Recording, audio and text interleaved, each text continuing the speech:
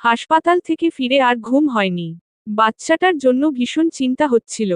বাবা মা যেমনই হোক, ছেলে নিষ্পাপ। ওর মায়া ভরা মুখটা দেখলে আমার মায়া হয় বড্ড। পরদিন সকালে ছেলেটাকে দেখতে গিয়েছি। ওকে চোখের দেখা না দেখলে আমার শান্তি হচ্ছিল না। কাল ওই অবস্থায় রেখে এসেছি। তারা চিহ্ন তো দিয়েছি। আজ তাই মানবিকতার খাতিরে দেখতে গেলাম। খালি হাতে তো আর যাওয়া যায় না অসুস্থ ছেলেটাকে দেখতে। এদিকে হাতে আমার টাকাও নেই ফলমূল কেনার। ধার যে করব, তার উপায়ও নেই। কাজ নেই আমার। ধার করলে শোধ দেব কি করে? সামান্য একটু মুরগির মাংস আর ভাত রান্না করেছি। অল্প তেল মশলায় রান্না করেছি। বাচ্চাটা আমার হাতের রান্না খেতে ভীষণ ভালোবাসে। যদিও এত বড় অ্যাক্সিডেন্ট থেকে বেঁচেছে সবে। এমন খাবার খেতে দেবে না নিশ্চিত। তবুও নিয়েছি। হাসপাতালে পৌঁছে বাচ্চাটাকে দেখেছি। রীতা বসে ছিল ভেতরে। ওর স্বামীটাকে দেখলাম না। সম্ভবত কোথাও গেছে। আমি খাবারগুলো রেখে বাচ্চাটার খোঁজ খবর নিয়ে মাথায় হাত বুলিয়ে দিলাম। এমন সময় এলো রীতার স্বামী। এসে আমাকে দেখেই বলছে, রীতা, তোমার ভিখারি বোন এসেছে সাহায্য চাইতে। তারা চিহ্ন তো দিয়ে গেছে না, আজ এসেছে তার মূল্য চাইতে। মুখে হাজার খানিক টাকা ছুঁড়ে মারো তো। আমি বললাম, তোর মতো খয়রাতি আমি নই। মানুষকে দান করতে পারি আমি। যেমনটা তোকে করেছি। ওই 1000 টাকাটা নিজের কাছে রেখে দে। দুবেলা তোর মতো তারা চিহ্ন কুড়ের খাবার হয়ে যাবে। রীতার স্বামী কিছুটা চেঁচিয়ে বলে, এই মুখ সামলে কথা বলুন। তুই তুকারি করছেন কোন সাহসে? বেশি স্পর্ধা হয়েছে না? অসভ্য মহিলা কোথাকার। কালকের জুতোর মাতারা চিহ্নের কথা মনে নেই তোর? আজও দেব নাকি গাল বরাবর? ফুটবল ভেবেছিস আমায়? এই তন্নি আর আগের তন্নি নেই। তন্নি এখন প্রতিবাদ করতে শিখে গেছে। তোর মতো পশুর মুখে জুতো মাতারা চিহ্নরা শিখে গেছে। বোনের স্বামী বলে অনেক ছাড় দিয়েছি তোকে। আর নয়। বোন বলে ডেকেছি যাকে, সেই যখন স্বার্থপর বেরিয়েছে, তাহলে আমার আর চুপ থেকে লাভ কি? এবার থেকে প্রতিটি অন্যায়ের প্রতিবাদ আমি করে যাব। রীতার গায়ে হয়তো কথাটি লাগলো। তেরে এসে বলে, বোন ভাবি দেখেই তো ছেলের বিপদে ডেকেছি। পর ভাবলে ডাকতাম? একটা দিন কি হয়েছে কি না হয়েছে তার জন্য কথা শোনাচ্ছ কখন থেকে? সেন্স আছে তোমার? আমার ছেলে অসুস্থ আর তুমি এখানে এসে ঝগড়া করছো? লজ্জা করে না তোর এই কথা বলতে? অকৃতজ্ঞের বাতারা চিহ্ন ওচা। বোন ভাবলে আমার অপমান কখনো সহ্য করতে পারতি না তুই। প্রতিবাদ না করিস অন্তত আমার পক্ষে থাকতি। স্বামীকে বোঝাতিস। যেই নিজেদের বিপদ, আমায় ছাড়া উদ্ধার হবে না। অমনি ডেকে নিলি বোন বলে, তাই না? প্রয়োজনের তন্নি, প্রিয়জন না। আমার বিপদে আশ্রয় দিয়েছিলি একটা দিন। 2 মাসের বাচ্চা নিয়ে গেছিলাম তোর বাড়ি। কটা দিনের আশ্রয় চেয়েছিলাম শুধু। দিয়েছিলি? অথচ ওই যে অট্টালিকা, বিশাল ব্যবসা সবই কিন্তু আমার টাকার জন্য। আমার টাকায় ব্যবসা করেই কিন্তু ছোট থেকে বড় হয়েছিস তোরা। ওই সময় কেউ দিয়েছিল তোদের টাকা? সেই আমি দিয়েছিলাম। নিজে খেয়ে না খেয়ে তোর সংসারে দিয়েছি। ভুলে গেলি সব? শেষ পর্যন্ত আমাকেই অপমান করলি তোরা। গায়ে হাত তুললি পর্যন্ত। তখন কোথায় ছিল তোর বোনের প্রতি ভালোবাসা? তোর স্বামীর মতো মেরুদণ্ডহীন লোকের সঙ্গে থাকতে থাকতে তুই নিজেও মেরুদণ্ড ছাড়া হয়ে গেছিস। বোনের মতো পবিত্র ডাকার সুন্দর সম্পর্ক তোর সঙ্গে মানায় না। আমি তোর ছেলেকে দেখতে এসেছিলাম। ছেলে তোদের, তাই চিন্তাটা তোদের করা উচিত ছিল আগে। আমি দেখেই চলে যেতাম। তোর স্বামী কোন সাহসে আমায় অপমান করল? অথচ আমি তোদের উপকারী করেছি এত কিছুর পরও। কেমন চামড়া তোর? গায়ে কি মানুষের চামড়া আছে আদৌ? একটু অপমান করেছে তো কি হয়েছে আপা? ক্ষয় হয়ে গেল তোমার? ছেকা লাগলো। আমি ভ্রু উঁচিয়ে বললাম, দুবেলা খাবার দিসনি আমায়। সুতরাং আমায় অপমানের কোনো অধিকার নেই তোদের। বেশি বাড়তে আসিস না। বোন বলে আর ছাড় পাবি না তুই। একটা আঘাত করতে এলে 3টে সহ্য করতে হবে এবার থেকে। রীতা আর ওর স্বামী দেখছি হতভম্ব হয়ে আমার দিকে তাকিয়ে আছে। হয়তো এমন তন্নিকে আশা করেনি ওরা। আর কথা না এগিয়ে চলে এসেছি। রাস্তা দিয়ে হেঁটে বাড়ি ফিরছিলাম। হঠাৎ একটা দোকানে চোখ পড়ল। একটা কালো রঙের শার্ট চোখে পড়ে। হুবহু সেই রকম শার্ট, যা আমি আকাশকে গিফট করেছিলাম আমাদের বিবাহ বার্ষিকীতে। আকাশের পছন্দের রং ছিল কালো। কালো রঙের পোশাক ওর সুন্দর শরীরে মানাতও বেশ। জানেন, আমার সংসার জীবনে আমি একটু কৃপণী ছিলাম।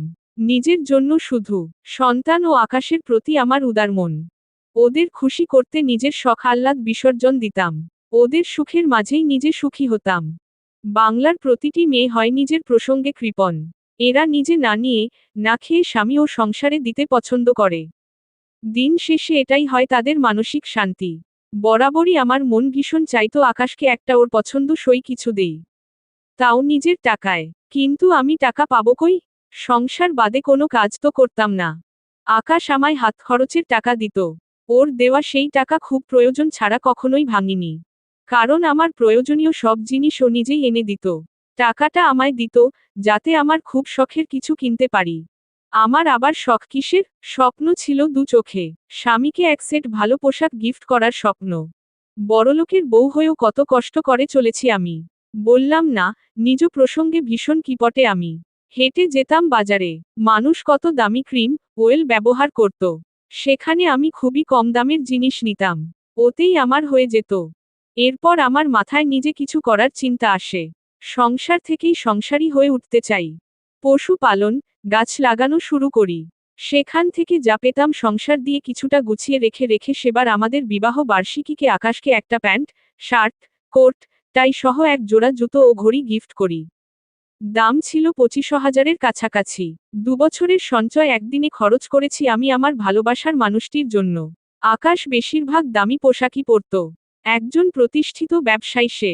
যা তা পরে থাকলে তো আর হয় না। আকাশ ছিল সেদিন প্রচুর খুশি। এতগুলো জিনিসের মাঝে শার্টটি ওর সবচেয়ে পছন্দের ছিল। শার্টটা খুব বেশি পরত না নষ্ট হওয়ার ভয়ে। শুধু আমাদের বিশেষ দিনগুলোতে গায়ে দিত। সেই শার্ট ও একসময় বড়জাকে দিয়েছিল ঘর মুছতে। ভাবতেও অবাক লাগে। মানুষের সঙ্গে মানুষের পছন্দও কত বদলে যায় দ্রুত। আমার ভাবনার মাঝখানে কেউ আমার হাত ধরে জোরে টান দেয়। মুহূর্তেই কেঁপে উঠি আমি। মেয়েকে শক্ত করে বুকে চেপে ধরি। চোখ খিচে বন্ধ করে নেই। ভয়ে যেন আমার দম বন্ধ হওয়ার উপক্রম। সেকেন্ড 5 পর অনুভব করি কেউ জোরে জোরে শ্বাস নিচ্ছে। শব্দ পাচ্ছি, এবং আমার হাত চেপে ধরে আছে শক্ত করে। ধীরে ধীরে চোখ খুলি আমি। প্রতিবেশী সেই ভাবি। ঘামার্ত চেহারায় তার ভয়ার্ত মুখ। আমায় শাসনের স্বরে বলে, পাগল হয়ে গেলে নাকি তন্নি? মাঝরাস্তা দিয়ে হাঁটছ কেন? একটু হলে কি হয়ে যেত? বাচ্চা নিয়ে বেরিয়েছ, সাবধানে চলবে না? পেছনের গাড়ি দেখনি? গাড়িওয়ালা হর্ন দিয়েছে তাও শোনোনি? আমি সেই দূর থেকে তোমায় ডাকতে ডাকতে দৌড়ে এসেছি। জবাব দিলে না। কি যেন ভেবে আনমনে রাস্তা দিয়ে হাঁটছিলে। একটুর জন্য বেঁচে গেলে। ভাগ্যিস আমি টান দিয়েছিলাম তোমায়। বলি জ্ঞান তোমার কোথায় থাকে? এই মানুষটা আমার কাছে ভাবি কম বোন বেশি। কত পরামর্শ, কত উপকার পেয়েছি এনার থেকে। বিপদের দিনে ইনি আমার সঙ্গী হয়েছেন। যেখানে আমার নিজের লোকেরা পাশে দাঁড়ায়নি, সেখানে উনি বিনা স্বার্থে আমার পাশে থেকেছেন। ভালো পরামর্শ দিয়েছেন। উনি আমার এক প্রকার মানসিক শান্তি ছিলেন। যার কাছে থাকলে মনে শান্তি পেতাম আমি।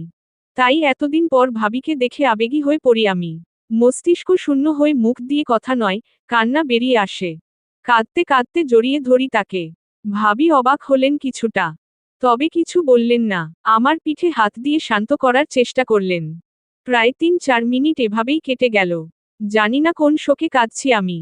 আমি তো সাহসী হয়েছি, প্রতিবাদ শিখেছি। তাহলে আমার চোখে পানি কেন? আসলে পৃথিবীর প্রতিটি মানুষ কারো না কারো কাছে এসে বড্ড ফুটবল হয়ে যায়। বরফের মতো কঠিনও তখন পানিতে পরিণত হয়। আমার কান্না দেখে আমার ছোট্ট মেয়েটাও কাঁদছে। ভাবি একটু আদুরে স্বরে বলে, মায়ের কান্না দেখে মেয়েও কাঁদছে দেখি। মেয়ের চেয়ে মাই যেন বেশি বাচ্চা হয়েছে। আমি কিঞ্চিত হেসে একটু সরে আসি। ভাবি 2 হাতে আগলে নেয় আমার মেয়েকে। গালে কপালে চুমু দেয়। মুহূর্তেই বাচ্চার কান্না থেমে যায়। সত্যিই এই মানুষটার মাঝে জাদু আছে। সবাইকে ভালো রাখার জাদু। আমার মেয়েটা পিটপিট করে ভাবির দিকে তাকিয়ে আছে। ভাবি আবারও বলেন, এই তো আমার মিষ্টি বৌমার কান্না থেমেছে। একটু হাসো দেখি মা, কতদিন তোমায় দেখি না। আমার বৌমা নিয়ে তন্নি পালিয়ে গেছে। আমি হাসি খিলখিলিয়ে। মেয়ের জন্ম হওয়ার পর থেকে ভাবি ঠিক করে রেখেছেন উনার ছেলের সঙ্গে আমার মেয়ের বিয়ে দেবেন। যদি সম্ভব হয়, আমি না মতো করব না। ভাবি মানুষটা অসাধারণ, ভাই অমায়িক। এদের ছায়াতলে আমার মেয়ে গেলে যত্নের ত্রুটি হবে না। উনার ছেলে আমার আলিফের কমাসের বড়। কিন্তু এত ভালো সহবত শিক্ষা যে মুগ্ধ হই আমি। ছোট্ট বাচ্চাও কি সুন্দর আপনি করে কথা বলেন, সালাম দেয়। কত বুঝদার বাচ্চা। আমার নিজের ছেলেকেও এভাবে গড়তে পারিনি। ভাবি আমার মেয়েকে নিয়ে একটা খোলা জায়গায় ব্রেঞ্চে গিয়ে বসেন। উনি বোরখা পরা ছিলেন। হাতে ব্যাগ বাজারের। হয়তো বাজারে গিয়েছিলেন। আমিও ভাবির পাশে বসি। আমার হাতে ফোন দেখে ভাবি বলেন, তোমার কাছে ফোন আছে? আমি জানতাম না, ভেবেছিলাম রেখে এসেছিলে। তোমায় কল করেছিলাম, ব্যস্ত শোনায় বারবার। তোমার ভাইয়ের ফোন থেকেও করেছিলাম, একই শোনায়। তাই ভেবেছিলাম তোমার কাছে ফোন নেই। আকাশ ভাই হয়তো আমাদের নাম্বার ব্লক করে রেখেছিল। আমি শুকনো মুখে বলি, হতে পারে ভাবি। আমিও কদিন আপনাদের নাম্বার খুঁজেছি, পাইনি। ও তো ঘেঁটে দেখিনি, জানেনই তো আমার পরিস্থিতি। ভাবি কিছুক্ষণ চুপ থেকে বলেন, তোমায় ভীষণ খুঁজেছি আমরা তন্নি। তুমি নাকি এক বাড়ি ভাড়া থাকতে। সেটাই তো বলেছিলে। সেখানে গিয়েছিল তোমার ভাই। ওই বাড়িওয়ালা তোমার ভাইকে তাড়িয়ে দিয়েছিল। তুমি নাকি তাদের টাকা মেরে খেয়েছ। সে অনেকদিন আগের কথা অবশ্য। এরপরও তোমার খোঁজ করেছি, কিন্তু পাইনি। এর মাঝে আমরা দুজনই একটু অসুস্থ ছিলাম, তাই আর রাস্তায় বেরিয়ে খোঁজ করা হয়নি। ছেলে কেমন আছে তন্নি? তুমি কেমন আছো? আমি উপহাস সূচক হেসে বলি, আছি কোনো রকম। ছেলে ঠিক আছে। একটা কাজ করতাম, ছেড়ে দিতে হলো। বসো আবার আমার প্রেমে পাগল। বিয়ে করতে চায়। আমায় নেবে, বাচ্চা দুটোকে এতিমখানায় দিতে বলে। তাই কাজটা ছেড়ে দিয়েছি। যাই করো বোন, ভেবে চিন্তে করবে। তোমার একটা ভুল সিদ্ধান্ত বাচ্চা দুটোর ভবিষ্যৎ নষ্ট করতে পারে। তোমায় যে নিজের কাছে রাখবো তারও উপায় নেই। আমার ননদ, নোনাসদের তো জানো। জ্বালিয়ে মাতারা চিহ্ন রে আমায়। একমাত্র তোমার ভাই আমার পাশে দেখে সংসারটা করে খেতে পারি। তোমার একটা কাজের ব্যবস্থা করে দিতে চেয়েছি বোন, পারিনি। তোমার ভাইয়ের তো নিজস্ব কোনো ব্যবসা বাণিজ্য নেই যে সেখানে একপদে কাজ দিয়ে দেবে। সরকারের চাকরি করে সে, এই ক্ষেত্রে যোগ্যতা ছাড়া কিছু হয় না। তবুও তোমার ভাই খোঁজ করেছিল, কেউই তেমন রাজি হয় না। আসলে কি বোন, এই জামানায় একটা ভালো কাজ পাওয়া ভীষণ কঠিন। নিজের ছাড়া পরের হাল কেউ ধরতে চায় না। তা এখন তুমি কোথায় আছো? আছি এক বস্তিতে। ভালোই আছি, চলে যাচ্ছে কোনো রকম। আকাশদের কি খবর ভাবি? ওদের নতুন বিবাহিত জীবন কেমন কাটছে? এত সাধের বউ, নিশ্চয় ভালোবাসা অনেক। আকাশের মা এবার মনে হয় নতুন বউকে চোখে হারায়। সুখেই আছে মনে হয়। আমার কথা শেষ হয়নি, ভাবি হাসতে হাসতে গড়িয়ে পড়ছে যেন। আমি ভ্রু কুঁচকে তাকিয়ে রইলাম। ভাবি খুব কষ্টে হাসি থামিয়ে বলে, হ্যাঁ খুব সুখে আছে। সুখে বাড়া ভাত একদম। আমি বুঝি না ঠিক তার কথার মানে। ভাবি বলতে শুরু করে, পাপ বাপকেও ছাড়ে না বোন। তা ওরা হাড়ে হাড়ে টের পাচ্ছে এবার। বিশেষ করে তোমার শাশুড়িমা, যেই মহিলা ইস্ত্রি করা ছাড়া কাপড় গায়ে দিত না, তিনি এখন ছেঁড়া জামা পরেন। আদরের মেজ ছেলের বউ জুয়ায় আসক্ত। মেয়ে মানুষ হয়েও কিসব গেম খেলে বেড়ায়। টাকার প্রয়োজন হয়, এজন্যই বাবা ধরে বিয়ে দিয়ে দিয়েছে। ওদের বাড়ির অর্ধেক জিনিস নাই হয়ে গেছে। তুমি থাকতে দেখতাম বছরে বছরে বাড়ির জিনিস বাড়ত। কত কিছু কিনতে জমিয়ে বাঁচিয়ে। ওই মেয়ে মাত্র একটা দিনেই অর্ধেক বাড়ির জিনিস বেচে দিয়েছে। জুয়ার পেছনে টাকা উড়িয়েছে। আমি ভাবিকে থামিয়ে দিয়ে বলি, এটা কেমন কথা ভাবি? বড়জার বাবার তো কম নেই। তাহলে তার মেয়ে কেন শুধু টাকার লোভে আকাশকে বিয়ে করবে? কম নেই তবে রাজভাণ্ডার ও তো নেই। জুয়ার দানে পড়লে আর বদনেশায় পড়লে রাজার ভাণ্ডার ও রাতারাতি খালি হয়। এই মেয়ে যে শুধু জুয়াতে আসক্ত তা নয়। এমন কোনো খারাপ গুণ নেই যা ওর নেই। জুয়া থেকে নেশা পান, রাতভর পার্টি করা, খারাপ ছেলেদের সঙ্গে মেশা সবই আছে ওর মধ্যে। বলতে পারো বর্জনীয় সব গুণ সম্পন্না। এজন্যই ওর বাবা মূলত ওর সঙ্গে আকাশ ভাইয়ের বিয়ে দিয়েছে। এক প্রকার তাড়িয়ে দিয়েছে মেয়েকে। ওর বড় বোন ইচ্ছে করেই আকাশ ভাইকে ফাঁসিয়েছে। আকাশ ভাই বড্ড বোকা তাই এসব বুঝতে পারেনি। প্রতিষ্ঠিত ব্যবসা তার, টাকা পয়সা মোটামুটি আছেই। সেই লোভেতেই বোনের সঙ্গে বিয়ে দিয়েছে। এতে করে বোনের ভবিষ্যৎও সুরক্ষিত হলো, আবার বাবাটাও বাঁচল। ক্ষতিটা হলো শুধু আকাশ ভাইয়ের পরিবারের। এ মেয়ে সংসারীর ধারে কাছেও নেই। বিয়ের 3 দিন মতো ভালো ছিল। আকাশ ভাইয়ের মা কত পদ করে করে খাওয়াতো রিঙ্কিকে। আকাশ ভাই ব্যাগ ভরে ভরে শপিং করে এনে দেয়। বিয়ের পর একটা অনুষ্ঠান করেছিল। এলাকার সবাইকে দাওয়াত দেয়। আমরাও গেছিলাম, পাশের বাড়ি বলে কথা। আকাশ ভাইয়ের মা সবাইকে ডেকে ডেকে বলেন, তার পুত্রবধূ এরকম শিক্ষিত, নম্র ভদ্র গুণী মেয়ে। আরও কত প্রশংসা। দুদিনেই সব শেষ। অনুষ্ঠানে ক্যাশ টাকা উঠেছিল অনেক। আকাশ ভাইয়ের মায়ের কাছে ছিল সব টাকা। ওই মেয়ে পরদিনই ওই টাকা চায়। বলে আমার বিয়ে উপলক্ষে অনুষ্ঠান, তাই টাকাও আমার। উপহারও তার। নতুন বউ দেখে কিছু বলেনি। টাকা নিয়ে একরাতেই উড়িয়েছে সব। বন্ধুদের নাকি বিয়ে উপলক্ষে ট্রিট দিয়েছে। আরও বহু কাণ্ড আছে ওই মেয়ের। বিয়ের 6 দিনের মাথায় কাউকে না জানিয়ে বাড়ির বাইরে যায়। প্রথম দেখে কেউ কিছু বলেনি। বিকেলে বাইরে গেলে ফেরে রাতে, তাও নেশা করা অবস্থায়। বদ্ধ মাতাল একটা মেয়ে, নেশা করে এসে ছাদে গিয়ে বক্সে গান বাজিয়ে নাচে। রাতে ছেলে নিয়ে শুয়েছি, মাঝরাতে প্রচণ্ড গানের শব্দ। বাইরে এসে দেখি এই অবস্থা। আশেপাশের মানুষ গানের শব্দে বেরিয়ে এসেছে, বলে এই বাজারি মেয়ে এমন করছে কেন। আকাশ ভাই আর ওর মা লজ্জায় বাড়ি থেকে বের হয় না। এই কাজ করে প্রতি রাতেই। এলাকায় কত বয়স্ক মানুষ থাকে, তাদের সমস্যা হয়। এলাকার এক মহিলা রিঙ্কিকে বোঝাতে গিয়েছিল, বয়স্ক মানুষ তিনি। ওই বেয়াদব মেয়ে উনাকে থাপ্পড় মেরেছিল। রাগে সেই মহিলা এলাকার প্রধানের কাছে গেছে বিচার দিতে। সবাই এক হয়েছে। এলাকা প্রধান বলেছেন একটা ব্যবস্থা নিবে খুব শীঘ্রই। কথা শুনে আকাশ ভাইয়ের মা সেই মহিলার কাছে ক্ষমা চাইতে গেছিল। মহিলা রাগের চোটে তাকে মেরে তাড়িয়ে দিয়েছে। তোমাকে দেখতাম মাথায় কাপড় ছাড়া বের হতে না। বয়স্ক মানুষ দেখলে সালাম, আপনি ছাড়া কথা বলতে না। ওই মেয়ে রাস্তাঘাটে গেঞ্জি, শার্ট, প্যান্ট পরে ঘোরে। মুরব্বিদের দেখলে হাসাহাসি করে, সিগারেটের ধোঁয়া ছাড়ে। বিয়ের পর সাপের 5 পা দেখেছে যেন। জানো তন্নি, ওর কোনো মেয়ে বন্ধু নেই। সব ছেলে বন্ধু। রাত 1টা 2টো পর্যন্ত নেশা করে হুঁশ থাকে না। ছেলেগুলো বাড়ি দিয়ে যায়, এলাকা দিয়ে মাতাল অবস্থায় ঘোরে। পরিবেশটা পুরো খারাপ করে দিয়েছে। এলাকাবাসী বলছে এদের পুরো পরিবারকে এলাকা ছাড়া করবে। এক ঘর তো করেই রেখেছে। এই একটা মেয়ের জন্য পরিবেশ নষ্ট হচ্ছে। এখন সবাই পস্তাচ্ছে। বিয়ের আগেই বোঝা উচিত ছিল। যেই মেয়ে একজন বিবাহিত পুরুষের প্রতি ফুটবল হয়, কুঞ্জর দেয় সে কেমন হতে পারে। বিয়ে ছাড়াই এ মেয়ে তোমাদের বাড়ি থেকেছে।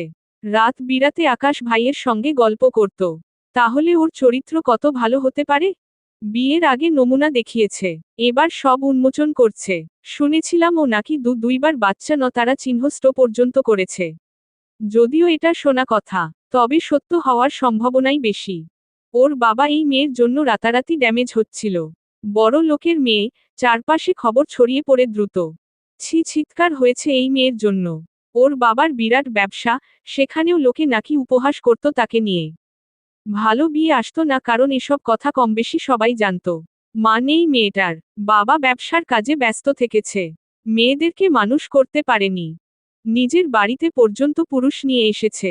রূপ আছে বলে ধরাকে সরা জ্ঞান করেছে। ছোট বড় কোনো মান্য নেই জানো। আকাশ ভাইদের যেসব রিলেটিভ আছে প্রত্যেকে ওর নিন্দে করে, কারণ মেয়েটা এতই বেয়াদব। মামা শ্বশুরের বাড়িতে অনুষ্ঠানে গিয়ে পর্যন্ত নেশা করেছে বউ হয়ে। মামা শ্বশুরকে নিয়ে জোর করে নেচেছে পর্যন্ত। বউ মানুষ, জামা পরে শর্ট দিনে নাইটি পরে থাকে, আশেপাশে ঘুরে বেড়ায়। সারারাত পার্টি করে ভোরে ঘুমোতে যায়, উঠে বেলা 12টায়। টিকটকে ফেসবুকে রিলস বানায়, নিজের শরীরের নানান অঙ্গপ্রত্যঙ্গ দেখিয়ে নোংরা নোংরা ভিডিও করে।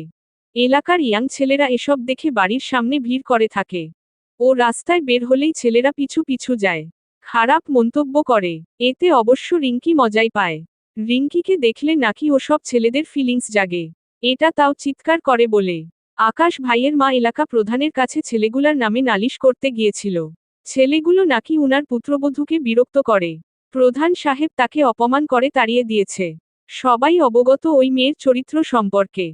পরদিন আকাশ ভাইয়ের মা নিজেই ছেলেগুলোকে শাসাতে গিয়েছিল। উল্টে উনাকেই তাড়া করে ছেলেগুলো বলেছে পরেরবার উনার পুত্রবধূর ঘরে গিয়ে উঠবে সবাই। এর চেয়ে লজ্জার কিছু হতে পারে। সেদিন দেখি ওই ছেলেদের মাঝখানে বসে সিগারেট খাচ্ছে, গায়ে ওড়না নেই। ওরা নাকি ওর ফ্রেন্ড। খারাপ সব ছেলেরাই ওর ফ্রেন্ড হয়। এলাকার সবাই ওকে কলোনির মেয়ে পর্যন্ত বলে। ও কিছু মনে করে না এতে। মান যায় আকাশ ভাই আর ওর মায়ের। বেচারারা দিনে বের পর্যন্ত হতে পারে না, যে যা পারে শোনায়। প্রতিবেশী কারো সঙ্গে সম্পর্ক নেই ওদের, ছায়াও মারায় না কেউ। এলাকার প্রধান এসে 2বার শাসিয়ে গেছে, পরের বার এলাকা ছাড়া করবে বলে গেছে। যেই আকাশ ভাই রাস্তাতে বের হলে ছোটরা সম্মান করত, সালাম দিত। তাকে নিয়ে সবাই এখন মজা নেয়। সমাজ থেকে উঠে গেছে ওরা। সমাজের কোনো কাজে ডাকে না, নিজ ইচ্ছায় গেলেও তাড়িয়ে দেয়। সবার কথা, বাড়ির বউকে যে ঠিক পথে রাখতে পারে না, শাসন করতে পারে না, তারা আবার কি সমাজের উন্নতির কাজে আসবে। এরা তো নিজেই ঠিক নেই। ওই মেয়ে যে শুধু অসভ্য তাই নয়, অসম্ভব রকমের নির্লজ্জ। আকাশ ভাইকে নিয়ে বাইরে গেলে কখনো সুন্দরভাবে যায় না। গায়ের সঙ্গে গা লাগিয়ে কোমরে হাত দিয়ে, কাঁধে মাথা রেখে হাঁটবে রাস্তা দিয়ে। যেন 17 বছরের যুবক যুবতী পার্কে যাচ্ছে। রাস্তায় কত পরিচিত, সম্মানীয় মানুষ থাকে। লজ্জায় তারাই মাথা নত করে। কেউ কিছু বললে রিঙ্কি বলে, ওর স্বামী ও যা ইচ্ছে করতে পারে। নিজের টাকায় খায় তাই পরের কথা শুনবে না। প্রয়োজনে ও রাস্তাতেই নাকি বর নিয়ে সুতারা চিহ্ন হয়ে থাকবে। বিশ্বাস করো, ঘৃণাতেই কেউ কথা বলে না ওদের সঙ্গে। মানুষ দেখে না, যা তা বলে দেয়। পুরো গল্পটি নাদিয়া আফরিন পেজে দেওয়া আছে। ফলো দিয়ে পড়ে নিন। না হলে হারিয়ে ফেলতে পারেন। ওই বাড়ির ছাদ আর আমাদের ছাদ তো একসঙ্গেই। জানোই তো সব। সেদিন ছেলে নিয়ে ছাদে উঠেছি।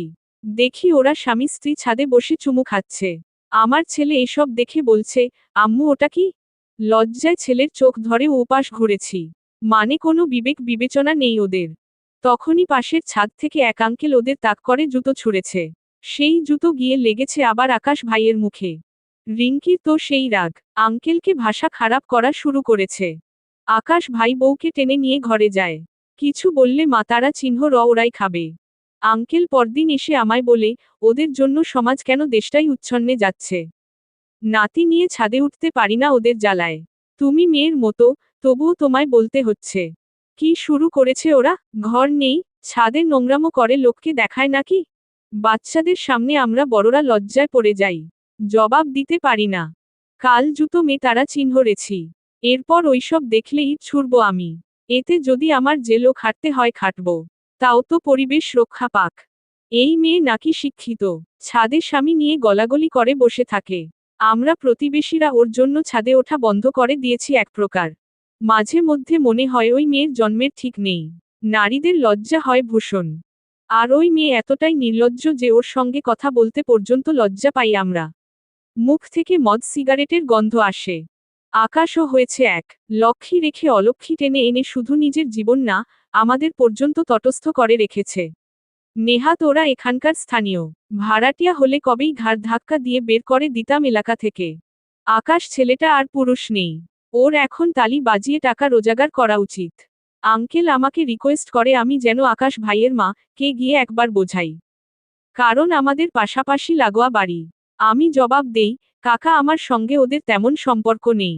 ওরা আমায় পছন্দ করে না। তন্নি থাকতে যেতাম বলে ঝগড়া করেছে বহুবার। পুরো গল্পটি নাদিয়া আফরিন পেজে দেওয়া আছে। ফলো দিয়ে পড়ে নিন। না হলে হারিয়ে ফেলতে পারেন। এছাড়াও আমার লেখা সব গল্প পাবেন আমার পেজে। অন্য কোথাও আর এই গল্পটি পাবেন না। তাই সম্পূর্ণ গল্প পড়তে নাদিয়া আফরিনকে ফলো করুন। কাকা বলেন, করবে কি করে? ওরা যেমন নোংরা, পছন্দ করবেও তেমন নোংরা। ভদ্র সমাজ ওদের সঙ্গে যায় না। সবই পাপের ফল। তন্নি মেয়েটা কত ভালো ছিল। মাথা নিচু করে রাস্তাঘাটে চলতো। দেখা হলে সালাম না দিয়ে কথা বলতো না। ওমন ভালো মেয়েকে তাড়িয়ে দিয়ে বস্তি টেনে আনার শাস্তি এটা। সম্পূর্ণ গল্পটি আমার পেজে দেওয়া আছে। নাদিয়া আফরিন ইংরেজিতে লিখে সার্চ দিলেই পেয়ে যাবেন আমার পেজ। ফলো দিয়ে সম্পূর্ণ গল্পটি পড়ুন। ফলো না করলে হারিয়ে ফেলতে পারেন। শুধু আঙ্কেল নয়, এলাকার প্রতিটি মানুষ এখন তোমার কথা মনে করে।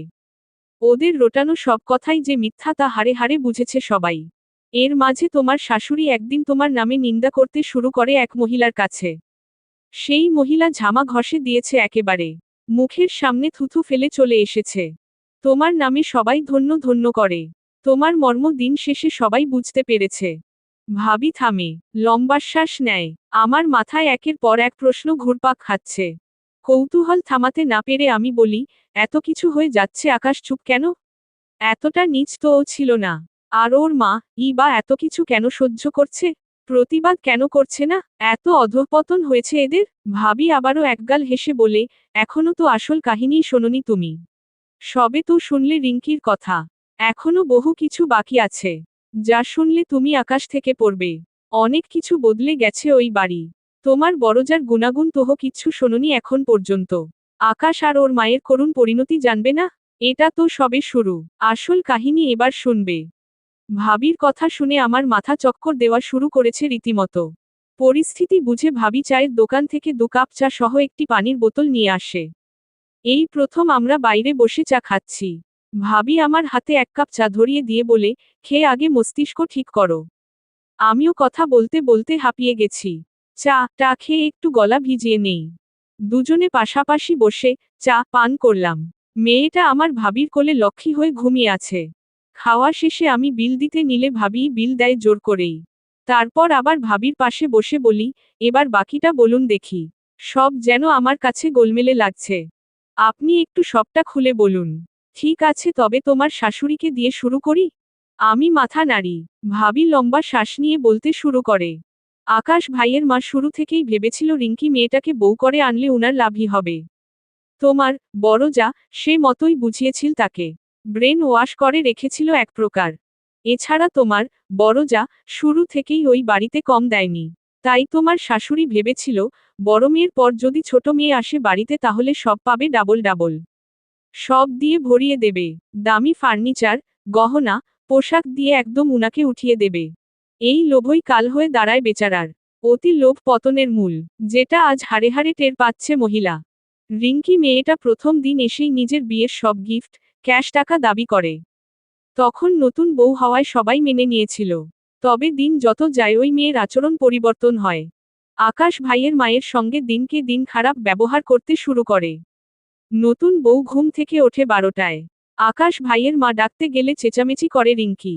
কখনো মারতে তেড়ে আসে। এক কাপ চা অবধি বানিয়ে দেয় না। শাশুড়ি একটা কাজের কথা বলে, আমি কাজের লোক নাকি? কাজ করতে এই বাড়িতে এসেছি। নিজেরটা নিজে করুন। সঙ্গে আমার গুলোও করে দেবেন। কারণ আপনারা আমার সেধে নিয়ে এসেছেন। ওই তো সেদিনের কথা, আমি রান্না করছিলাম কিচেনে। তোমাদের কিচেনের একটা বড় জানালা আছে না? যেটা আমার কিচেন থেকে দেখা যায়। ওই জানালা দিয়ে দেখলাম এক কাণ্ড। আকাশ ভাইয়ের মা রান্না করছিল। সম্ভবত রিঙ্কিকে বাসন ধুতে বলেছে। ওই মেয়ে রাগের চোটে কাচের গ্লাস ছুঁড়ে মেরেছে। এ দৃশ্য দেখে আমি অবাক। বিয়ের মাত্র 4 দিন তখন।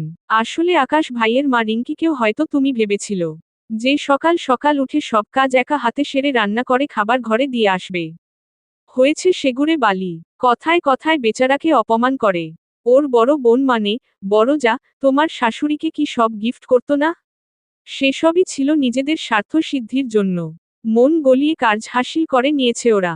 বড় যার গিফট করা সব ছোট খাটো গহনা নিয়ে গেছে রিঙ্কি। বিক্রি করে নাকি পার্টি দিয়েছে। কত ফার্নিচার সব বিক্রি করে দিয়ে দিয়ে টাকা নিয়ে আমোদ করে। তোমার শাশুড়ি বাধা দিতে গেলে গালাগালি করে রিঙ্কি। লোভী, অসভ্য বলে গালি দেয় বেচারাকে। পুত্রবধূর কাছ থেকে এমন গালমন্দ সহ্য করতে না পেরে বেচারা প্রায় প্রায় চিৎকার করে কাঁদে। আমি পাশের বাড়ি, তাই সবই শুনতে পাই কম বেশি। রাতেও ও বাড়িতে শান্তি নেই। সেদিন আমি ঘুমানোর প্রস্তুতি নিচ্ছি, তোমার ভাই অফিসের কাজ করছিল। হঠাৎ আকাশ ভাইয়ের মায়ের চিৎকার। আমরা ভেবেছি কোনো অঘটন ঘটল নাকি। তড়িঘড়ি বারান্দায় এসেছি। তোমার শাশুড়ির ঘরের জানালা খোলা ছিল। গরমের জন্য হয়তো খুলে রেখেছিল। আমরা দেখি রিঙ্কি মেয়েটা বদ্ধ মাতাল হয়ে শাশুড়ির ঘরের আলমারি খুলছে। পেছনে দাঁড়িয়ে শাশুড়ি থামানোর চেষ্টা করছে। মেয়েটা এক ধাক্কায় শাশুড়িকে ফেলে দিয়েছে। বড়জা দৌড়ে এসে শাশুড়িকে ধরে বলে, ওকে কিছু বলবেন না মা। ওর মাথা ঠিক নেই। একটু ড্রিঙ্ক করেছে তো। ও যা নিতে চাচ্ছে নিয়ে নিতে দিন। বাড়ির বউয়ের জন্যই তো সব। রিঙ্কি আলমারি খুলে শাশুড়ির দামি শাড়ি, গহনা বাহির করেছে বিক্রি করবে বলে। মহিলা সে কি চিৎকার এসব দেখে। রিঙ্কিকে ঠেকাতে গেলে বড়বোন টেনে ধরে রাখে পেছনে থেকে। কানে কানে বলে, ওকে এই মুহূর্তে কিছু বলবেন না। মাথা ঠিক নেই। মাতারা চিহ্ন ডাতারা চিহ্ন রটাতারা চিহ্ন ডাতারা চিহ্ন র করে দিতে পারে। মহিলা ভয়ে আর কিছু বলে না। রিঙ্কি সব নিয়ে যায়। বিক্রি করে নাকি জোয়ায় লাগিয়েছে। আকাশ ভাইকে নালিশ দেয় তার মা। বউকে শাসন করতে বলে। প্রথম দিন আকাশ ভাই খেপে গিয়ে রিঙ্কিকে শুধু একটা ধমক দিয়েছিল। রিঙ্কি তাতেই রেগে দিয়ে ঝাড়ু ছুঁড়ে মেরেছে। শাশুড়িকে মানুষ বলে মনেই করে না এই মেয়ে। তুমি থাকতে ভাতটা অবধি বেড়ে খেতে হতো না। আর এখন বড় বৌমা, ছোট বৌমা দুজনের নোংরা কাপড় পর্যন্ত ধুইয়ে নেয় তাকে দিয়ে। রিঙ্কির যা ব্যবহার আর কথা, তাতে ভয়ই সব করে দিতে হয় বেচারাকে। বাতে ব্যথা নিয়ে ঘর মোছা, রান্না করা সবই করতে হয়। সহ্য করতে না পেরে রিঙ্কির বাবাকে কল করেছিল আকাশ ভাইয়ের মা। ওর বাবার সোজা উত্তর, আমি তো আমার মেয়েকে ঠেলে পাঠাইনি আপনার বাড়ি। আপনারা নিজেরাই সেধে নিয়েছেন। এখন এসব বললে তো হবে না। যেমন সংসার ভেঙে নিয়েছেন, তেমন এবার সহ্য করুন। এই মেয়ের জন্য আমি একটা পয়সাও খরচ করতে পারবো না। ওই মেয়ে এমনিতেই আমায় ধ্বংস করে গেছে এতকাল। এবার যেহেতু সংসারে গিয়েছে, তাই এবার থেকে ওর সকল দায়িত্ব আপনার ছেলের। কিভাবে সামলাবেন আপনাদের বিষয়? শুধু একটা কথা মাথায় রাখবেন, আমার মেয়ে দুটোর কোনো ক্ষতি হলে আপনাদের জেলের ভাতও খেতে দেব না। সোজা তারা চিহ্ন সির ব্যবস্থা করে দেব। এসব বিষয়ে আর আমায় কল দিয়ে সময় নষ্ট করবেন না। আমার মেয়ে আপনার পুত্রবধূ, তাই ওর সকল খরচ আপনাদের বহন করতে হবে। প্রয়োজনে চুরি করুন, অথবা কিডনি রক্ত বিক্রি করুন, দায়িত্ব আপনাদের পালন করতেই হবে। আকাশ ভাইয়ের মা সব দিক দিয়ে একেবারে কোণঠাসা হয়ে পড়েছে। মুখের সেই চ্যাটাং চ্যাটাং কথা, গর্জন করা চাহনি আর নেই। নিজেদের বাড়িতেই বিড়াল হয়ে চলে। একটা কথা বললে ওই রিঙ্কি ধমক, চিৎকার, গাতারা চিহ্ন শুরু করে দেয়। কখনো তো দেখি এটা সেটা ছুঁড়েও মারে হাতের নাগালের। বড় যা সবই দেখেও চুপ থাকে। বলে, ও ছোট মানুষ, বোঝে কম। এ বয়সী মেয়েরা একটু এমনই হয়। সময় হলে, বাচ্চা কাচ্চা কটা হলে ঠিক হয়ে যাবে। সত্যি এটা কখনো হয়? প্রাপ্ত বয়স্ক একটা মেয়ে কিছু বোঝে না? ভাত মাছ খায়, স্বামীর সঙ্গে ঘুরতে ফিরতে পারে, আর ভালো মন্দ বোঝে না? অন্তত এইটুকু জ্ঞান তো থাকার কথা। শাশুড়িকে মাতারা চিহ্ন রদতারা চিহ্ন করা কেমন বাচ্চামো? ওই মেয়েকে প্রায় প্রায় দেখি আকাশ ভাইয়ের মাকে গালি দিচ্ছে। মা বাপ তুলে গালি দেয়। এমন এমন ভাষার প্রয়োগ করে যা মুখে আনাও পাপ। শিক্ষিত মেয়ের ওসব ভাষার ছিরি? এই মেয়ে নাকি পড়াশোনা করেছে। দেখে মনে হয় নোংরা পরিবেশের। কাউকে মানে না, নিজের স্বামীকে অবধি তুই তুকারি করে। ভাবা যায়? আমি ভাবিকে থামিয়ে দিয়ে বলি, ভাবা তো যায় না। কিন্তু এখনো আমার মাথায় ঢুকছে না, আকাশ কেন প্রতিবাদ করছে না এসবের? ওর মায়ের প্রতি এত অত্যাচার করছে তবুও ও কেন চুপ? ওর কি বিবেক বুদ্ধি সব লোপ পেয়েছে? নাকি চোখ থাকতেও অন্ধ হয়েছে? অন্ধই তো হয়েছে। পুরুষ হয়েও কাপুরুষের মতো সব সহ্য করছে। অবশ্য এতে বেচারার দোষের থেকেও ভুল বেশি। রিঙ্কির মতো মেয়েকে বিয়ে করাই হয়েছে ওর ভুল। বড় যার কথার লোভে পড়ে রিঙ্কিকে বিয়ে করে নিজের ফাতারা চিহ্ন তারা চিহ্ন রদরি নিজের গলাতেই দিয়েছে। মহিলা বলেছে, আমার বোনকে বিয়ে করো, জীবনই কিছু করে খেতে হবে না। পায়ের ওপর পা তুলে খাবে। আমার বাবা তোমায় খাওয়াবে। বোকা ছেলেটা এ কথাই বিশ্বাস করেছে। স্বার্থপর এ দুনিয়ায় এটা সম্ভব? মানুষ নিজ স্বার্থ ছাড়া চলে এখন? যা যুগ এসেছে, তাতে মানুষ নিজের পেটের ছেলে, মা বাবা, ভাই বোনের দায়িত্ব নিতেই অস্বীকার করে। সেখানে নাকি স্বার্থ ছাড়া আকাশ ভাইকে ভরণপোষণ দেবে ওর শ্বশুর।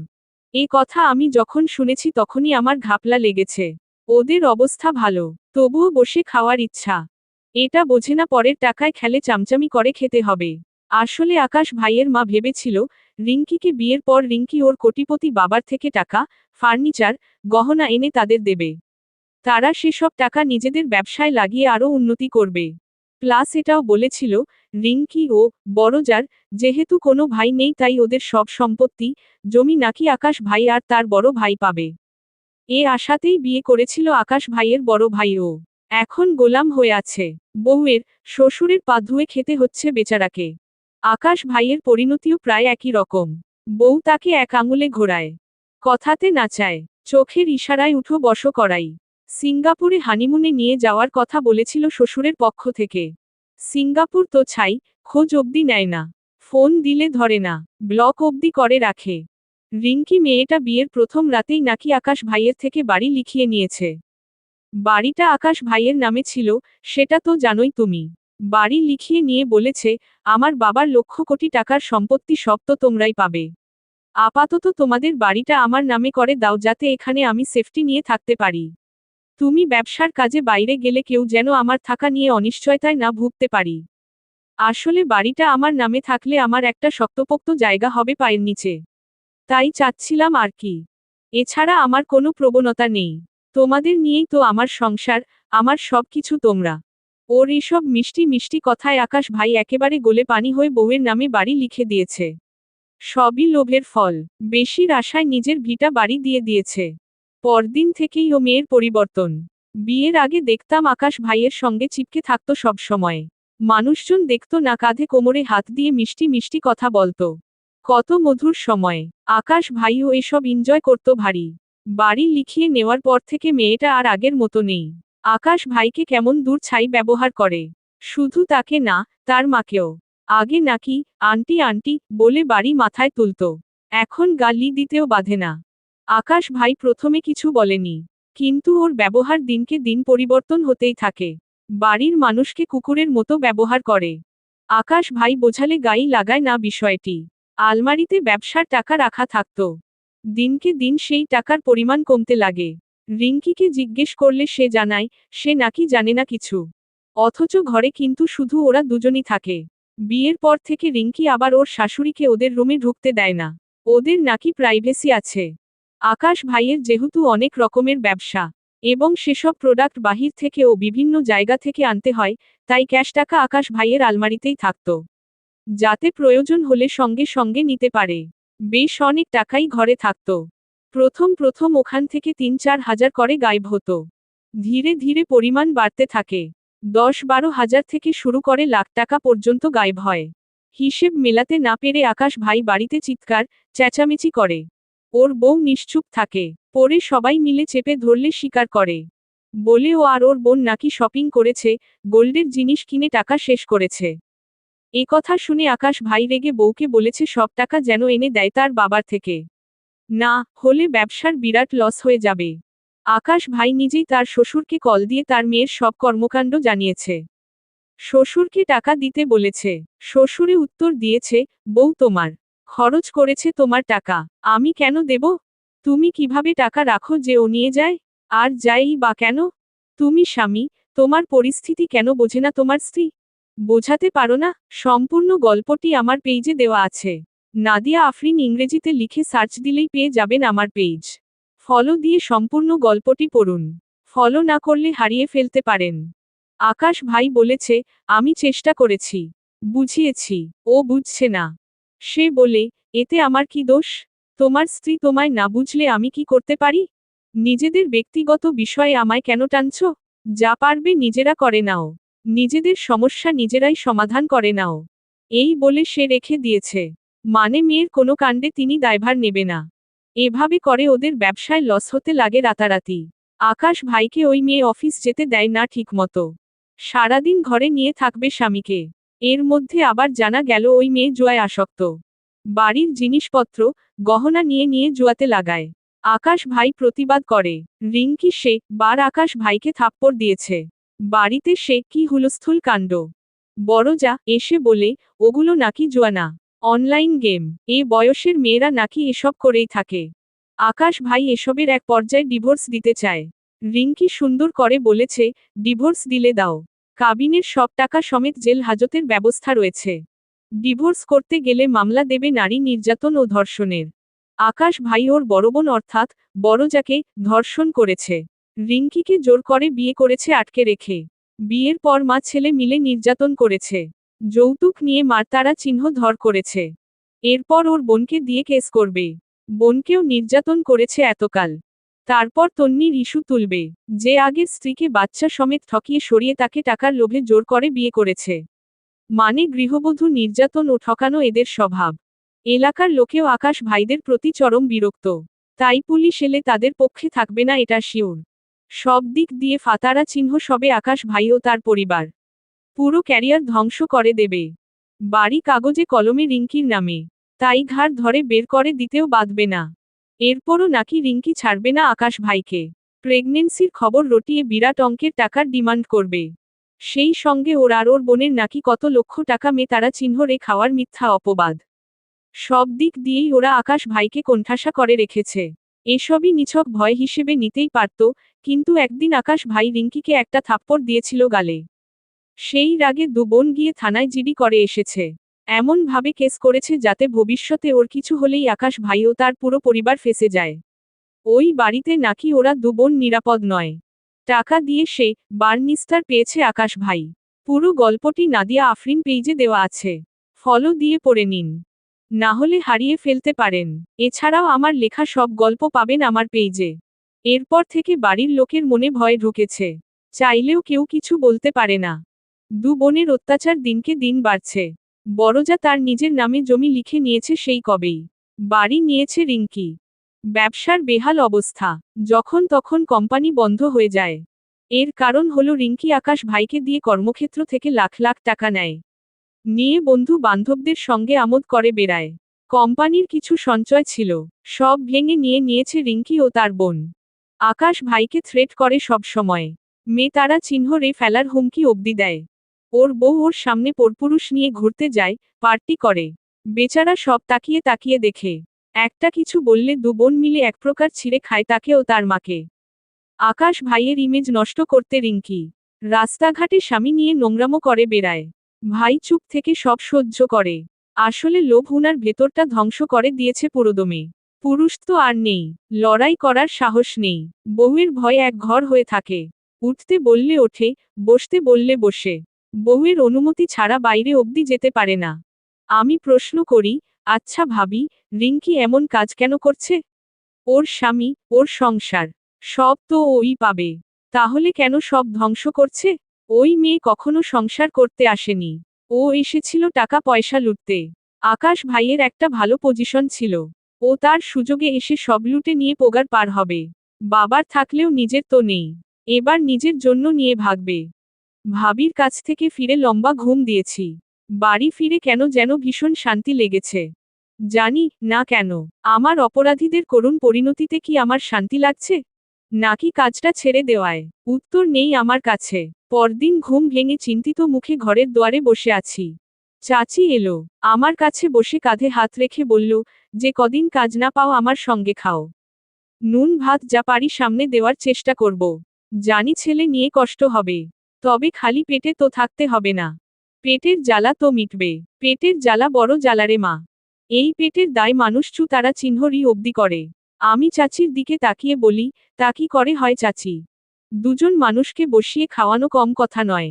আপনার ছোট্ট একটা দোকান, সারাদিনে 2-300 যা বিক্রি বাত্রা হয় তাতে কোনো মতে আপনার আর অসুস্থ নাতির পেট চলে যায়। মেয়েটার ঔষধও লাগে। সবই ওই সামান্য আয় থেকেই। এর মাঝে আমি আবার আপনাদের ঘাড়ে চেপে খেতে পারি না। হোক না সে 2 দিন, তবুও আমার বিবেকে বাঁধবে। এরপরও চাচি অনেক ভাবে বোঝায় আমায়। আমি আমার সিদ্ধান্তে স্থির। বয়স্ক এই মানুষটাকে আর কষ্ট দিতে চাই না। বেলা বাড়তে লাগে। ছেলে মেয়ে ঘুম থেকে ওঠে। উঠেই ছেলের বায়না, ওটা খাবো, এটা কিনে দাও। আমি শুধু কোনো মতে বুঝিয়ে সুঝিয়ে রাখছি। বাচ্চা তো মানছে না কিছুতেই। আজ আমার কাজও নেই। সারাটা দিন ছেলে জ্বালিয়েছে ভীষণ। রাগে বার ধমকও দিয়েছি। এই বাচ্চাকে নিয়ে আমি পড়েছি মহা বিপদে। আগের মতো শান্তশিষ্ট আর নেই। প্রচণ্ড জেদি ও একরোখা হয়েছে। কিছু আবদার করলে না দিলে জেদ দেখায়। শত বুঝিয়েও কাজ হয় না। ইদানিং দেখছি তুই তুকারি করছে আমার সঙ্গে। সারাদিন বনে জঙ্গলে ঘুরে বেড়ায়। কথা বললে শোনে না। একদিন গায়ে হাত তুলেছিলাম, তবুও মানাতে পারছি না। এখানে আর মাস থাকলে ছেলে এক প্রকার উচ্ছন্নে চলে যাবে। একে আর মানুষ করা সম্ভব হবে না হয়তো। চিন্তায় আর ভালো লাগে না আমার। দুপুর পর্যন্ত এভাবেই চলে। বেলা 3টে নাগাদ লতা আপা আসে। তিনি সবটাই জানে আমার বিষয়ে। এসে বলেন, কিছু ভাবলে তন্নি? কাজ তো ছেড়ে দিলে, এবার চলবে কি করে? আমি চুপ থাকি। জবাব দেওয়ার মতো কিছু নেই। আমার এই নিশ্চুপ অবস্থা দেখে আপা বুঝতে পারে সবটাই। বলেন, তুমি তন্নি বস্তির মাঝেই কিছু করো। বাইরে গিয়ে তো অনেক রকম কাজই করলে। প্রতারিত হলে প্রতিনিয়ত। যার কেউ নেই, বাইরেও তার মূল্য নেই। সবাই হয় সুযোগ সন্ধানী। শোনো আমার কথা, আমাদের বস্তিতে অনেক বাচ্চা আছে। পড়াশোনা করে না, শিক্ষা দীক্ষা কিচ্ছু নেই। তুমি মোটামুটি পড়ালেখা জানো, তাই ওদের পড়াও তুমি। সাধারণ জ্ঞানটুকু দিতেই পারো। মাস না, সপ্তাহ বাদে কিছু কিছু করে টাকা দেব সবাই মিলে। মাস শেষে দিলে তোমার চলতে অসুবিধা হবে। তাই সপ্তাহ শেষে অল্প অল্প করে কিছু টাকা দেব। আমি এই বিষয়ে বস্তির লোকের সঙ্গে কথা বলেছি। সবাই রাজি আছে। এবার তুমি রাজি হলে হয়। আমি আপার দিকে কৃতজ্ঞতা স্বরূপ তাকালাম। সত্যি বলতে এই মুহূর্তে এই কাজটাই আমার জন্য লাখ টাকার চাকরি সমান। ছোট থেকে ইচ্ছে ছিল পড়াশোনা করে শিক্ষক হব। বাচ্চাদের আদর্শ শিক্ষা দেব। মানুষ করে তুলব সমাজের প্রতিটি শিশুকে। সুযোগ ও যথেষ্ট শিক্ষার অভাবে ইচ্ছে থাকা সত্ত্বেও হয়ে ওঠেনি। আজ একটা সুযোগ পেয়েছি। এই বস্তির বাচ্চাগুলো নিয়ে নতুন সমাজ গড়তে হবে আমার। নতুন করে শুরু করতে হবে সবটা। রাজি হয়েছি আমি। আমার ঘরটাই একটু ভালো করে পরিষ্কার করে চটের ব্যবস্থা করেছি। ওখানেই বাচ্চা পড়াবো ভেবেছি। লতা আপার থেকে কিছু টাকা ধার নিয়েছি। বাজারে গিয়ে সেই টাকায় চকবোর্ড কিনে আনবো ভেবেছি। ওগুলোতে বাচ্চাদের লেখা শেখাবো, সেই সঙ্গে আমার ছেলেকেও পড়াশোনা শেখাবো। ছেলেটার বয়স হয়ে গেছে স্কুলে যাওয়ার, কিন্তু পরিস্থিতি ও পরিবেশের অভাবে ছেলেটাকে স্কুলে দেওয়া হচ্ছে না। এভাবেই বসে থাকলে আর মানুষ করা হবে না ছেলেটাকে। অনেক হেরেছি আমি, আর হারতে পারবো না। ছেলে মেয়েদের মানুষ করে ওদের দিয়েই নিজের পরিচয় তৈরি করব। প্রাথমিক শিক্ষা তো দেই, মায়ের শিক্ষা বড় শিক্ষা, সারাটা জীবন এই শিক্ষা কাজে লাগে। ছেলে নিয়ে একটা দোকানে গেছি, চক বোর্ড কিনে বাড়ি ফেরার পথে অনেকটা এসেছিও, হঠাৎ ছেলে আমার দাদুমণি বলে চেঁচিয়ে উঠেছে। সেদিকে পানে তাকাই আমি, আমার প্রাক্তন শাশুড়ি অর্থাৎ আলিফের দাদুমণি দাঁড়িয়ে আছে রাস্তার একপাশে। কেমন জীর্ণশীর্ণ চেহারা, মাথার এলোমেলো চুল, চেহারায় কেমন রুক্ষতা, পরনে আধপুরানো শাড়ি, হাতে বিরাট বাজারের ব্যাগ, টলমলে চোখে আমাদের দিকেই তাকিয়ে আছেন তিনি। চোখে গভীর ভালোবাসা। ছেলেও দেখছি দাদুমণির দিকে তাকিয়ে আছে এক দৃষ্টিতে। হয়তো দাদুমণির এমন অবস্থা মেলানোর চেষ্টা করছে। কেন যেন মানুষটার প্রতি বড্ড মায়া হলো আমার। আমি ছেলের দিকে তাকিয়ে বলি, যাবে দাদুমণির কাছে? কথা বলবে? ছেলে মাথা নাড়ে। বাধা দেই না আমি, ছেলের হাত ধরে রাস্তার ওপাশে যাই। যতই হোক, উনার নাতি আলিফ, একটা অধিকার আছে। যদিও এই মানুষগুলো কম মিথ্যাচার করেনি আমার ও আমার সন্তানদের প্রতি, তবুও তাদের প্রতি সদয় হয়েছি আমি। উনার কর্মফল উনি একসময় অবশ্যই ভোগ করবে। শাস্তি দেওয়ার মালিক সৃষ্টিকর্তা। মানুষ হিসেবে আমি পারি ক্ষমা করতে, ছাড় দিতে। ক্ষমা একটি মহৎ গুণ। ছেলে গিয়ে তার সামনে দাঁড়িয়েছে। সে কিছুক্ষণ ফ্যালফ্যাল করে তাকিয়ে রইল আমার বাচ্চার দিকে। এরপর হুহু করে কেঁদে উঠল। ছেলেকে শক্ত করে বুকে চেপে ধরল। আমি এতটাও আশা করিনি। হঠাৎ এমন ব্যবহারে ঘাবড়ে গিয়েছি আমি। অহংকারী, রাগী স্বভাবের মহিলাটার আজে দশা কেন? যদিও রাগ, জেদ সারা জীবন থাকে না, একটা বয়স এসে সবই মাটি হয়। তবুও এত দ্রুত কি এমন পরিবর্তন সম্ভব? আমায় যখন বাড়ি ছাড়া করে তখন ওই মানুষটার চোখে মুখে ছিল চরম কঠোরতা। মানবিকতার বিন্দুমাত্র ছাপ ছিল না। আজ সেই মানুষটাই রাস্তায় দাঁড়িয়ে আমার ছেলেকে জড়িয়ে ধরে কাঁদছে। অথচ এই মানুষটাই কোনোদিন আমার বাচ্চাদের প্রতি সামান্য দয়াও করেনি। জন্মের পর থেকে আমার মেয়েকে কোলে অবধি দেয়নি, মুখটা অবধি ঠিক মতো দেখেনি। জানেন, লোকে বলতো আমার মেয়ে নাকি হুবহু ওর দাদির মতো দেখতে। তেমনি সরু খোঁচা নাক, পাতলা ঠোঁট, টানা চোখ। সবচেয়ে আকর্ষণের ব্যাপার হলো দুজনেরই গলার নিচে এক স্থানে লাল তিল। এত মিল থাকা পরেও এই মানুষটা কখনো মমতার চোখে তাকায়নি মেয়েটার দিকে। শেষ পর্যন্ত কলঙ্ক দিয়ে, অন্যের সন্তান বলে তাড়িয়ে দিয়েছে। আমার ছেলেটা তার দাদুমণির হাতে ভাত খাওয়ার জন্য কত কেঁদেছে। তবুও পাষণ্ড মানুষটার মন গলেনি। এক লোকমা ভাত মুখে দেয়নি নিজ হাতে। বড় যার ছেলে মেয়েকে ঠিকই খাইয়ে দিয়েছে, আদর করেছে। আমার ছেলেটা শুধু ওসব দেখে কেঁদেছে। বুকের মাঝে হাহাকার লেগেছে আমারও। আলিফকে জড়িয়ে ধরে সমান তালে কাঁদছে ওর দাদুমণি। রাস্তার লোকেরা দেখছি তাকিয়ে তাকিয়ে দেখছে। বিষয়টি দৃষ্টিকটু লাগছে। কিছু বলতে নিলে সর্বপ্রথম মা ডাকটাই মুখ দিয়ে বেরিয়ে আসতে নিল আমার। এতদিনের অভ্যাস কি আর একদিনে পরিবর্তন হয়? তবুও নিজেকে সংযত রেখে বলি, ওপাশে চলুন আপনারা, ওপাশে গিয়ে কথা বলুন, মানুষজন দেখছে। আমি সামনের দিকে হাঁটা ধরি। মা পেছনে থেকে বলে, মা বলতে ঘৃণা হচ্ছে তন্নি? আমি জবাব দেই না কোনো। মাও আমার ছেলে পিছু পিছু আসে।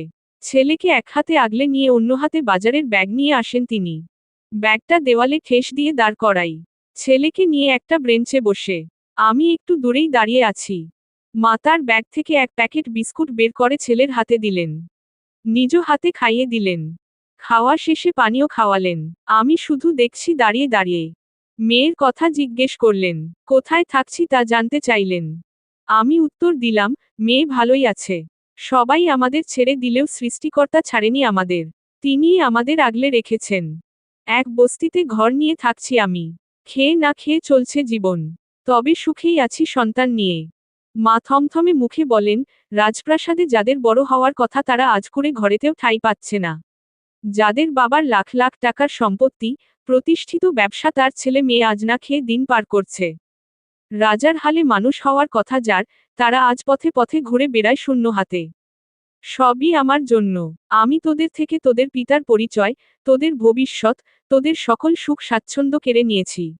আমি পাপী। ছেলে আমার ফ্যালফ্যাল করে দাদুমণির দিকে তাকিয়ে আছে। কিছুই বুঝছে না সে। আমি বলি, অনুগ্রহ করে ছেলের সামনে এসব বলবেন না মা। ও এখনো অবুঝ। সঠিক সময় এলে আমি নিজেই জানিয়ে দেব সবটা। এখন কিছু বলে ওর বাচ্চা মনে চাপ প্রয়োগ করবেন না। আমি চাই না ওর ছোট্ট মস্তিষ্কে এসব জেনে মনের ওপর প্রভাব পড়ুক। মা চোখের পানি মুছে বলেন, ঠিকই বলেছ তন্নি। অনেক অন্যায় করেছি আমি। আর করতে চাই না। যা অন্যায় করেছি তার পাপের শাস্তি ভোগ করতে করতে ক্লান্ত আমি। নতুন করে আর অন্যায় করে পাপের বোঝা বাড়াতে চাই না। তুমি ঠিক বলেছিলে তন্নি। মরীচিকার পেছনে ছুটেছি আমি। হিরেকে কাজ ভেবে দূরে ঠেলে কাজ আপন করেছি। এবার এই কাচের আঘাতে ঘায়েল হচ্ছি প্রতিনিয়ত। এ কথা কেন বলছেন মা? আপনার বড় বৌমা আছে তো আপনার সঙ্গে। মেজ ছেলের বউ না হয় এদিক সেদিকে হয়েছে। একজন তো আছে। এতটা হতাশ হওয়ারও কিছু নেই। আমি সবটাই জেনেছি মা। খবর ওরে বাতাসের আগে। মা কে দেখলাম হাসছে। এই হাসিতে নেই কোনো আনন্দ। রয়েছে একরাশ দুঃখ, কষ্ট ও উপহাস। বললেন, ভুল মানুষকে বিশ্বাস করেছি আমি। ও আমার বিশ্বাসের যোগ্য ছিল না। দোষটা অবশ্য আমারই। লোভের পরিণাম সবই। অতি লোভ আমায় শেষ করে দিচ্ছে মা। তোমার সঙ্গে এত অন্যায় করেছি তবুও তুমি আজ আমায় মা বলে ডাকলে। ওই জাত খারাপ মেয়ের জন্য কত করেছি আমি। এক ছেলের সংসার ভেঙে ওর বোনকে এনেছি। ওই মেয়ে আজ আমায় তুই তুকারি করে। বুড়ি, পাগল বলে ডাকে। কটু কথা শোনায়। মারধর করে। উঠতে বসতে গালাগালি করে। সারাটা দিন চাকরানির মতো খাটায় আমায়। 7-7টা বছর আমার সঙ্গে ছিলে তুমি। একই ঘরে, একই ছাদের নিচে। কত যত্ন করতে আমায়। গ্লাসটা অবধি ধুয়ে পানি খেতে হতো না।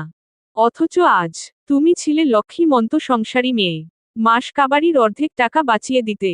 হেসে খেলে সংসার চলতো আমার। 1 মাসের চাল, বাজার 1.5 মাস অবধি নিয়ে যেতে। এখন, মাস শেষ হওয়ার আগে টাকা শেষ। বড় বৌমা মাসকাবারির অর্ধেক টাকা ওরা দুবোনে নিয়ে নেয়। রেস্টুরেন্টে খায়। বাড়িতে অর্ডার করে খায়। বাঁচলে ফেলে দেয়। তবুও আমায় দেয় না। বাকি দিন আমি পানি ভাত, আলু সেদ্ধ দিয়ে কোনোরকম পেট চালাই। আকাশও হয়েছে এক। বউকে কিচ্ছু বলতে পারে না। ভয় পায়। মেয়েটা সাংঘাতিক। আমায় মা তারা চিহ্ন রথ তারা চিহ্ন করে পর্যন্ত। বাড়িতে দুটো ছেলে আমার। বড়জন সব দেখেও না দেখার ভান করে থাকে। আর আকাশ তো একটা বলতে গেলে দুটো শুনে আসে। ব্যবসায় টাকা লাভ নিতে নিতে আমাদের সব শেষ। যখন তখন কোম্পানি নিলামে চলে যায়। বাড়ি ঘর, জায়গা জমি সবই তো শেষ।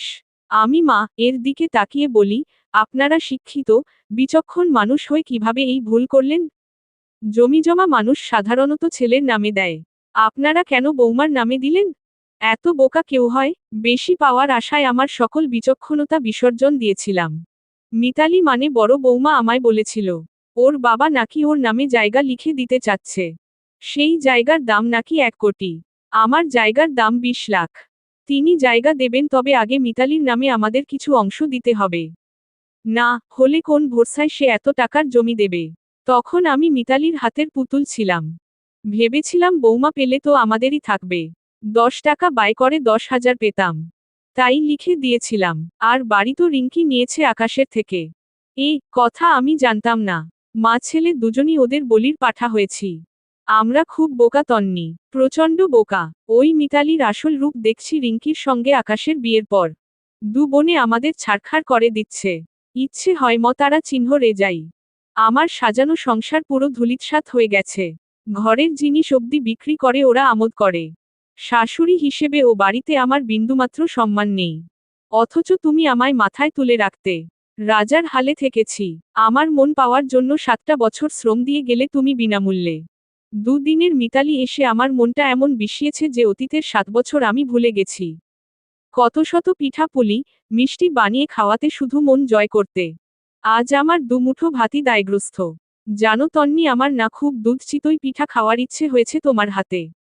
খাওয়াবে একদিন, দেবে বানিয়ে? মায়ের কণ্ঠে চরম আকুতি। মায়া লাগে ভীষণ। কি করব আমি? মানুষ তো, পাথর তো নই। বললাম, একদিন করে খাওয়াবো। যদি সুযোগ পাই। আপনার কথা শুনে ভীষণ খারাপ লাগলো। সঠিক সময়ে না হলেও বুঝেছেন সত্যটা। দেখে ভালো লাগলো। আসলে কি জানেন মা, সময় সারা জীবন মানুষের এক রকম থাকে না। দেখুন না, দুদিন আগেও আপনারা ছিলেন দান করার উপযোগী। আজ আপনারা নিজেরাই খেতে পারছেন না ঠিক মতো। যেই মহিলাকে আপন করে নিলেন, তার কাছে চরমভাবে প্রতারিত হলেন। একটা সময় ছিল মা, কত বুঝিয়েছি আপনাদের। চোখে আঙুল দিয়ে দেখিয়ে দিয়েছি পর্যন্ত। আপনাদের চোখে পট্টি বাঁধা ছিল। সত্য চোখের সামনে থাকলেও মিথ্যাকে সত্য ভেবেছেন। প্রকৃত অর্থে আপনারা ছিলেন অর্থলোভী। অর্থের জন্য নিজেদের বিবেক পর্যন্ত বিসর্জন দিয়েছেন। অথচ আপনাদের যা ছিল, তা খেয়ে ফুরোতে পারতেন না। আপনাদের চাহিদা ছিল আরও বেশি। পরের সম্পদের প্রতি লোভ লেগে গিয়েছিল। এই তীব্র কুৎসিত চাহিদা আপনাদের গিলে খেয়েছে। নিজের নামে প্রশংসা করছি না, তবে এটা চূড়ান্ত সত্য। আমি কখনো আপনাকে শাশুড়ি মনে করিনি। করেছি আমার নিজের মা। তাই তো আপনার শত অবহেলার পরও থেকেছি আপনার পদতলে। অন্যায় হয়েছে আমার প্রতি, অত্যাচারিত হয়েছি, তবুও ছেড়ে যাইনি আপনাদের। দিন শেষে আমার সকল পরিশ্রম, সুখ ছিল আপনাদের কেন্দ্র করে। সময় এমনও গিয়েছে, আপনারা মিথ্যাচার করেছেন আমার প্রতি, কটু কথা শুনিয়ে নিজেরাই রাগ করে থাকতেন। সেই আমি না খেয়ে আপনাদের জন্য বসে থেকেছি। মনে পড়ে সেদিনের কথা মা? আপনি জ্বরে কাঁপছিলেন সারাটা রাত। আমিও, বড়জা, বাড়ি ছিলাম। তটিনীর বিয়ে হয়নি তখন। আমার ভরা মাস চলছে। মেয়ে পেটে। বাড়িতে আপনার কোনো ছেলে ছিল না। সবাই সে রাতে কাজে বাইরে। শুধু ছোটজন বাড়িতে। জ্বরে সে রাতে কাঁপছিলেন আপনি। জ্বরের ঘোরে বিছানা পর্যন্ত নষ্ট করেছেন। তা দেখে আপনার বড় বৌমা নাক ছিটকে ঘর থেকে বেরিয়ে নিজের ঘরে গেছে। সারা রাত আর বাহির হয়নি। খোঁজ পর্যন্ত নেয়নি আপনার। ভয় পেয়েছে, যদি তাকে পরিষ্কার করতে হয়। আমার নিজেরই চলাফেরা জুলুম তখন। তবুও একা হাতে সেসব পরিষ্কার করেছি। সারাটা রাত জলপট্টি করেছি মাথায়। পেট নিয়ে বালতি ভর্তি পানি এনে মাথায় ঢেলেছি। আপনার সেবা করেছি। আমি খারাপ বউ ছিলাম আপনার চোখে। প্রয়োজনে সেই খারাপ বউই কাজে লাগলো। আপনার ভালো বউ, শখের বড় বউ একটাবার আসেনি। আমি পরের মেয়ে হয়ে সারারাত সেবাযত্ন করে আপনায় সুস্থ করে তুললাম। আপনার নিজের পেটের ছেলে পর্যন্ত এগিয়ে আসেনি। সেই আমি দিন শেষে অপরাধী হলাম। সকালে আপনার বড় বৌমা এসে বলল তিনিই আপনায় সেবা করে সারিয়ে তুলেছে। আপনার চেতনা ছিল না। বড় বৌমার মুখের মিথ্যা কথা বিশ্বাস করলেন। আমার ক্লান্ত চেহারা দেখেও সত্যটা মানলেন না আপনি। উল্টে তর্ক করাই আমায় থাপ্পড় দিলেন। কম মা তারা চিহ্ন খাইনি আপনার হাতে। আমি নির্দোষ ছিলাম। সামান্য দুটুকরো মাংসকে অজুহাত করে রটনা রটিয়ে আমায় তাড়িয়ে দিলেন। আমার ছেলে মেয়েদের অনাথ করলেন। আমার স্বামী আকাশ, তাকেও কেড়ে নিয়েছেন। আপনারা ছিলেন আমার শেষ এবং একমাত্র অবলম্বন। আমার বেঁচে থাকার কারণ। সেই আপনারাই আমায় দিন শেষে ছুঁড়ে ফেললেন রাস্তায়। ঝড় বাদলের দিনে 2 মাসের মেয়েকে নিয়ে। এ দোয়ার, ও দোয়ার ঘুরেছি শুধু একটু আশ্রয়ের জন্য। আপনারা ভোগ বিলাসিতায় ব্যস্ত ছিলেন। ওদিকে আমি ছেলে নিয়ে পেটের জ্বালায় মতারা চিহ্নরি। বৃষ্টিতে ভিজেছি। কুকুর ঘরে নিয়ে রাত্রি পার করেছি। অন্যের এঁঠো বাসি খেয়ে দিন কাটিয়েছি। যেই বয়সটা আমার বাচ্চার হেসে খেলে পার করার কথা ছিল, সেই বয়সে সে অভাবের সঙ্গে যুদ্ধ করেছে। যাদের বড় হওয়ার কথা ছিল রাজপ্রাসাদে তারা অন্যের আশ্রয় বেঁচে আছে। মেয়ে বড় হবে, বলতে পারবে না বাবার চেহারা কেমন। ছেলে বড় হবে, ছোটবেলার কাহিনী মনে থাকলে বাবার প্রতি ঘৃণা নিয়ে বেড়ে উঠবে। আমি পারি না নতুন করে কিছু ভাবতে, সংসার বাঁধতে। আপনাদের সঙ্গে থেকে তৃপ্ততা চলে এসেছে সংসার জীবনের প্রতি। কি এমন বয়স আমার? আমার বয়সী বহু মেয়ে এখনো পড়াশোনা করছে, চাকরি করছে। সেখানে আমি গায়ে ডিভোর্সি দাগ লাগিয়ে জীবন যুদ্ধে খেটে মরছি। একবারও ভেবেছিলেন আমার কথা? এতিম মেয়ে আমি, কার কাছে যেতাম, কি খেয়ে বাঁচতাম? ভাবেননি। ঘাড় ধরে তাড়িয়ে দিলেন। আমার পেছনে গুন্ডা পর্যন্ত লেলিয়ে দিয়েছেন। যাকে ভাই বলে মনে করতাম তার সম্পর্কে আমায় নিয়ে জঘন্য কথা বললেন। দিন শেষে আমি টিকে গেলাম ঠিকই। ধ্বংস হলেন আপনি ও আপনার ছেলে। সৃষ্টিকর্তা ছাড় দেয়, কিন্তু ছেড়ে দেয় না। মা দেখি আঁচলে মুখ চেপে কাঁদছে লজ্জায়। আমি কিছুক্ষণ থেমে রইলাম। কথাগুলো বলা এনাকে প্রয়োজন ছিল, তাই বলেছি। পুরো গল্পটি নাদিয়া আফরিন পেইজে দেওয়া আছে। ফলো দিয়ে পড়ে নিন। না হলে হারিয়ে ফেলতে পারেন। এছাড়াও আমার লেখা সব গল্প পাবেন আমার পেইজে। আমার ছেলেটা তখনও আমার মুখপানে তাকিয়ে আছে অবলা দৃষ্টিতে। ওর হাত ধরে টেনে নিয়ে শাশুড়ি মার সামনে দাঁড় করালাম। প্যান্ট উঠিয়ে পায়ের সেই পোড়া দাগটা দেখিয়ে বললাম, দাগটার কথা মনে আছে মা? সেই পোড়া দাগ। আপনার বড় ছেলের মেয়ে গরম নুডলস ফেলে করেছিল এই দাগ। চিহ্নটা আজও আছে। ছেলে আমার আজও বলে, আপু ইচ্ছে করে আমার গায়ে নুডলস ফেলেছে।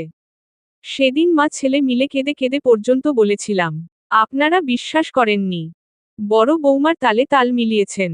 আমার বাচ্চাটা কষ্ট পেয়ে কেঁদে বুক ভাসিয়েছে। আপনারা একটিবারও এগিয়ে আসেননি। আমার ছেলেটাকে আদর করে শান্ত করার চেষ্টা করেননি। পরের থেকে সাহায্য নিতে হয়েছিল আমায়। তাও কথা শুনেছিলাম। অথচ ওরাও আপনার নাতি। বড় যার ছেলে মেয়ের মতো ওদেরও সমান প্রাপ্য ছিল। ঠিক বলেছ তুমি তন্নি। সময় থাকতে বুঝিনি। চোখের সামনে সেদিনও সত্য ছিল। আমি বিশ্বাস করিনি। পাপের ফল ভোগ করছি আমি। পাপ আমার পিছু ছাড়ছে না কোনো মতেই। সম্পূর্ণ গল্পটি আমার পেইজে দেওয়া আছে। নাদিয়া আফরিন ইংরেজিতে লিখে সার্চ দিলেই পেয়ে যাবেন আমার পেজ। ফলো দিয়ে সম্পূর্ণ গল্পটি পড়ুন। ফলো না করলে হারিয়ে ফেলতে পারেন। আমি কিঞ্চিত হেসে বলি, ওসব বলে আর কি হবে মা? যা শেষ হয়ে গেছে তা নিয়ে আলোচনা করা বৃথা। সত্যি বলতে আপনায় সান্ত্বনা দেওয়ার মতো ভাষা নেই। তবুও বলবো ভালো থাকার চেষ্টা করুন।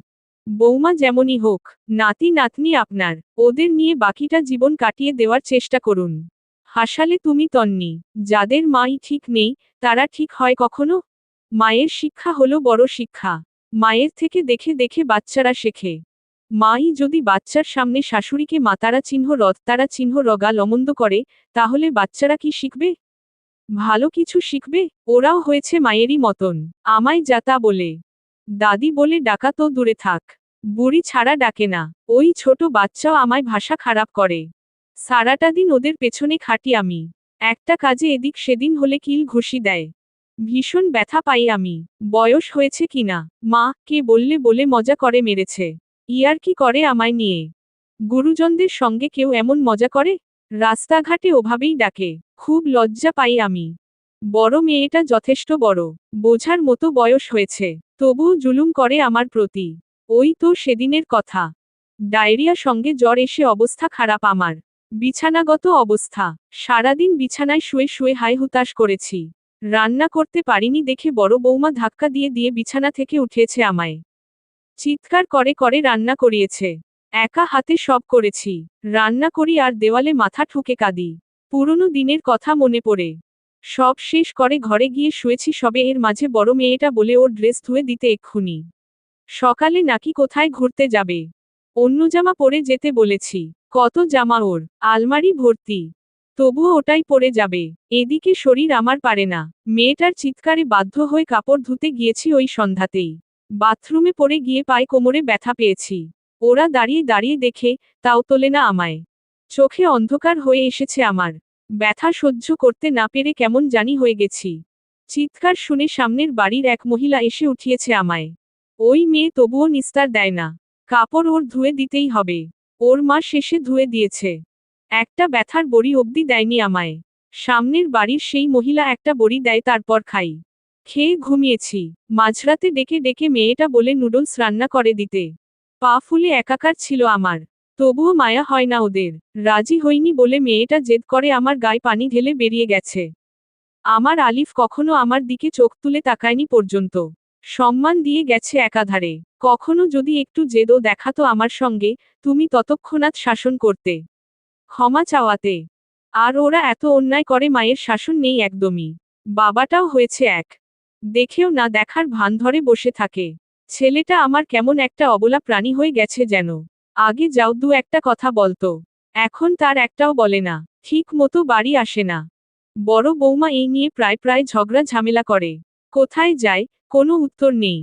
কেউই শান্তিতে নেই ও বাড়িতে। তোমরাও চলে এসেছ, পিছে পিছে সুখ ও বিদায় নিয়েছে। আমি বলতে চাইলাম ভাসুরের বিষয়টি। ওরা হয়তো জানে না কেউ। অন্তত বড় যা তো জানে না নিশ্চয়। জানলে এতদিনে মাতারা চিহ্ন ডাটা তারা চিহ্ন ডাতারা চিহ্ন র হয়ে যেত।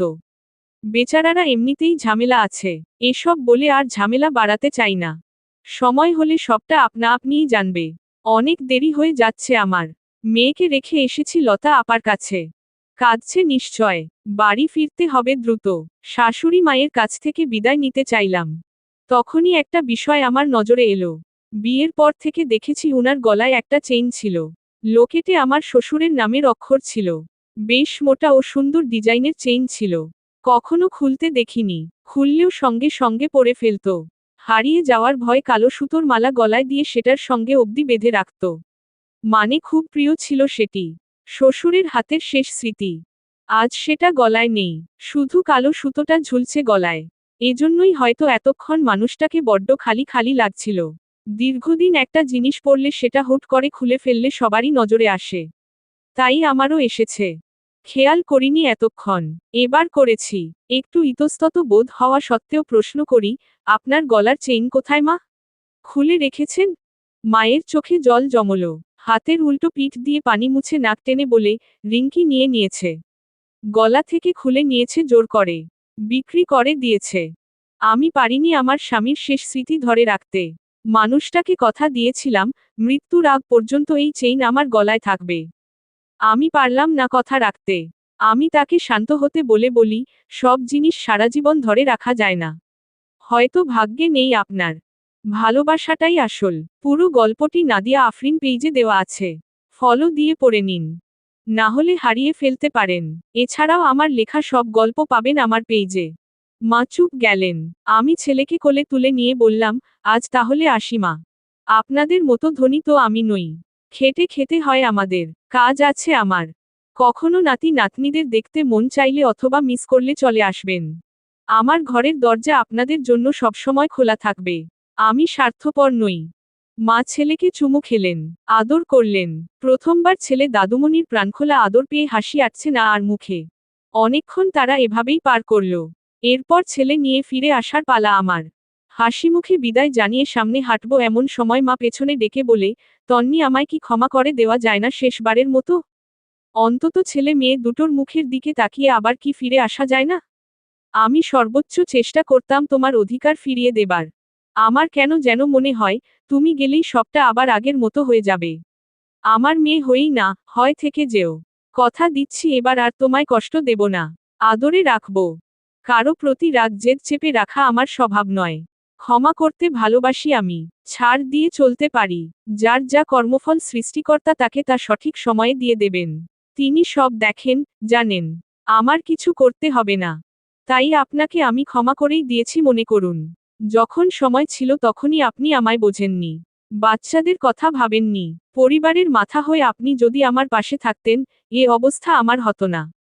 এবার আর কিছু ঠিক হওয়া সম্ভব নয়। যা হওয়ার হয়েই গেছে। ভেতর থেকে মরে গেছি আমি। মরা আর জীবিত হয় না। অন্তত নিজের সম্মান বিসর্জন দিয়ে আমি আর ফিরছি না। আমার কিচ্ছু নেই মা, আত্মসম্মানটুকু ছাড়া। দাড়ি। যখন মেয়ে হতে চেয়েছি তখন হতে পারিনি। এখন হয়ে লাভ কি? আর চাই না কারো মেয়ে হতে। চাই না কারো স্ত্রী হতে। চাই না কারো বৌমা হতে। এবার একজন যজ্ঞ মা হতে চাই আমি। একজন আদর্শ মা। একজন প্রতিষ্ঠিত তন্নি হতে চাই। হাজারো তন্নির অনুপ্রেরণা হতে চাই। চলে আসি ছেলে নিয়ে। পিছেতে মা অশ্রুসিক্ত নয়নে তাকিয়ে থাকে। শুরু হয় আমার জীবনের নতুন মোড়। সকাল হতেই বস্তির বাচ্চারা পড়তে আসা শুরু করেছে। দল ধরে এসেছে সবাই। মনটা বেশ চাঙা লাগছে আমার। সবাইকে হাত ধরে বসিয়েছি। ছোট বড় মিলে দুটো শাড়ি করেছি ছেলেপুলের। আমার ছেলেকেও বসিয়েছি মাঝখানে। মেয়ে চাচির কাছে। চাচি প্রায়ই মেয়েকে কোলে নিয়ে দোকান করে। এতে অবশ্য আমার উপকারী হয়। সৃষ্টিকর্তার নাম নিয়ে পড়ানো শুরু করেছি। প্রথম দিনটা একটু ভালোই কাটল। বাচ্চারা মোটামুটি আমার কথা শুনেছে। যা বুঝেছি, এদের সহবত শিক্ষা দিতে হবে আগে। পড়ানো শেষ করে মেয়ে নিয়ে বসে আছি এমন সময় ভাবি কল করে। রিসিভ করি আমি। ভাবি অতি উৎসাহের সঙ্গে বলে, জানো তন্নি আজ আকাশ ভাইদের বাড়িতে বিরাট কাণ্ড। রিঙ্কি ধরা পড়েছে হাতে নাতে। এর আগেও তো এমন কাণ্ড হয়েছে। তবে এবার যা হলো সব হাতে নাতে। একদম বিছানাতে ধরা পড়েছে মেয়েটা। এক ছেলের সঙ্গে পরকীয়ার সম্পর্ক করেছে। সেই ছেলেকে রাতে বাড়ি এনেছে। আকাশ ভাই কাজে বাইরে ছিল। সেই সুযোগে দু বোন মিলে এ কাণ্ড ঘটিয়েছে। শাশুড়িকে তো ওরা পাত্তাই দেয় না। এলাকার কয়েকটা ছেলে দেখে মানুষ ডেকেছে। বাড়ি ভর্তি যুবক ছেলে জড়ো হয়েছে। ভাঙচুর হয়েছে। বড় যা পলাতক। রিঙ্কিকে মেয়ে তারা চিহ্নরেছে এলাকাবাসী। আকাশ ভাইকেও ডেকে এনে সেই মেয়ে তারা চিহ্নরেছে। এদের জন্য এলাকার সব সম্মান শেষ। বউ মানুষ হয়ে শ্বশুর বাড়িতে পুরুষ এনেছে। ওদের জন্য এলাকার বাকি মেয়ের বিয়ে দিতে সমস্যা। তাই সবাই সিদ্ধান্ত নিয়েছে আকাশ ভাই ও রিঙ্কিকে এলাকা ছাড়া করবে। সময় দিয়েছে 1 সপ্তাহ। আমি বললাম, এসবে আমার কোনো আগ্রহ নেই ভাবি। আমি আমার জীবন নিয়ে ভীষণ ব্যস্ত। যা ইচ্ছে হোক ওদের বাড়ি। আমি আর ওদের কেউ নই। ওরাও আমার কেউ নয়। সব সম্পর্ক ছিন্ন করেছে। তবে আপনার কাছে একটা প্রশ্ন আছে। এটা না হয় জানাজানির বিষয় তাই জেনেছেন। কিন্তু আর সব ব্যক্তিগত বিষয় কি করে জানলেন ভাবি? আমি যতদূর জানি, ও বাড়ির কেউ আপনায় তেমন পছন্দ করে না। যদিও এর কেন্দ্রবিন্দু আমি। ভাবি সামান্য হেসে বলে, বোকা মেয়ে। ওদের কোনো বিষয়ই আর ব্যক্তিগত নেই। সব পাবলিক হয়ে গেছে। শুধু আমি না, আশেপাশের প্রত্যেকেই কম বেশি জানে এদের ঘটনা। ঝগড়া, চিৎকার ওই বাড়ির নিত্যদিনের ঘটনা। রাতে ঠিক মতো ঘুম হয় না ওদের জ্বালায়। রাত হলেই ও বাড়িতে শুরু হয় ঝামেলা। আমরা প্রতিবেশীরা মজা নেই দেখে। তুমি এলাকার যে কাউকে জিজ্ঞেস করবে, গড়গড় করে সব বলে দেবে ওদের সম্পর্কে। ওটা আর ভদ্র বাড়ি নেই, কলোনি হয়ে গেছে। অথচ তুমি কত অত্যাচার সইয়েছ, তবুও বাহিরের লোকে একটা কুটো শব্দ পায়নি। আর ওই মেয়ে বাড়িটাকে বস্তি করে দিয়েছে। ভাবি থামে। আমি কিছু বলি না এই বিষয়ে। আগ্রহ নেই। আরও 2-3টে কথা হয় আমাদের। এরপর কল রেখে দেই। বাহিরে গেছি। এক দরকারে গিয়েছি। একটা অপ্রত্যাশিত ঘটনা আমার চোখে পড়ে।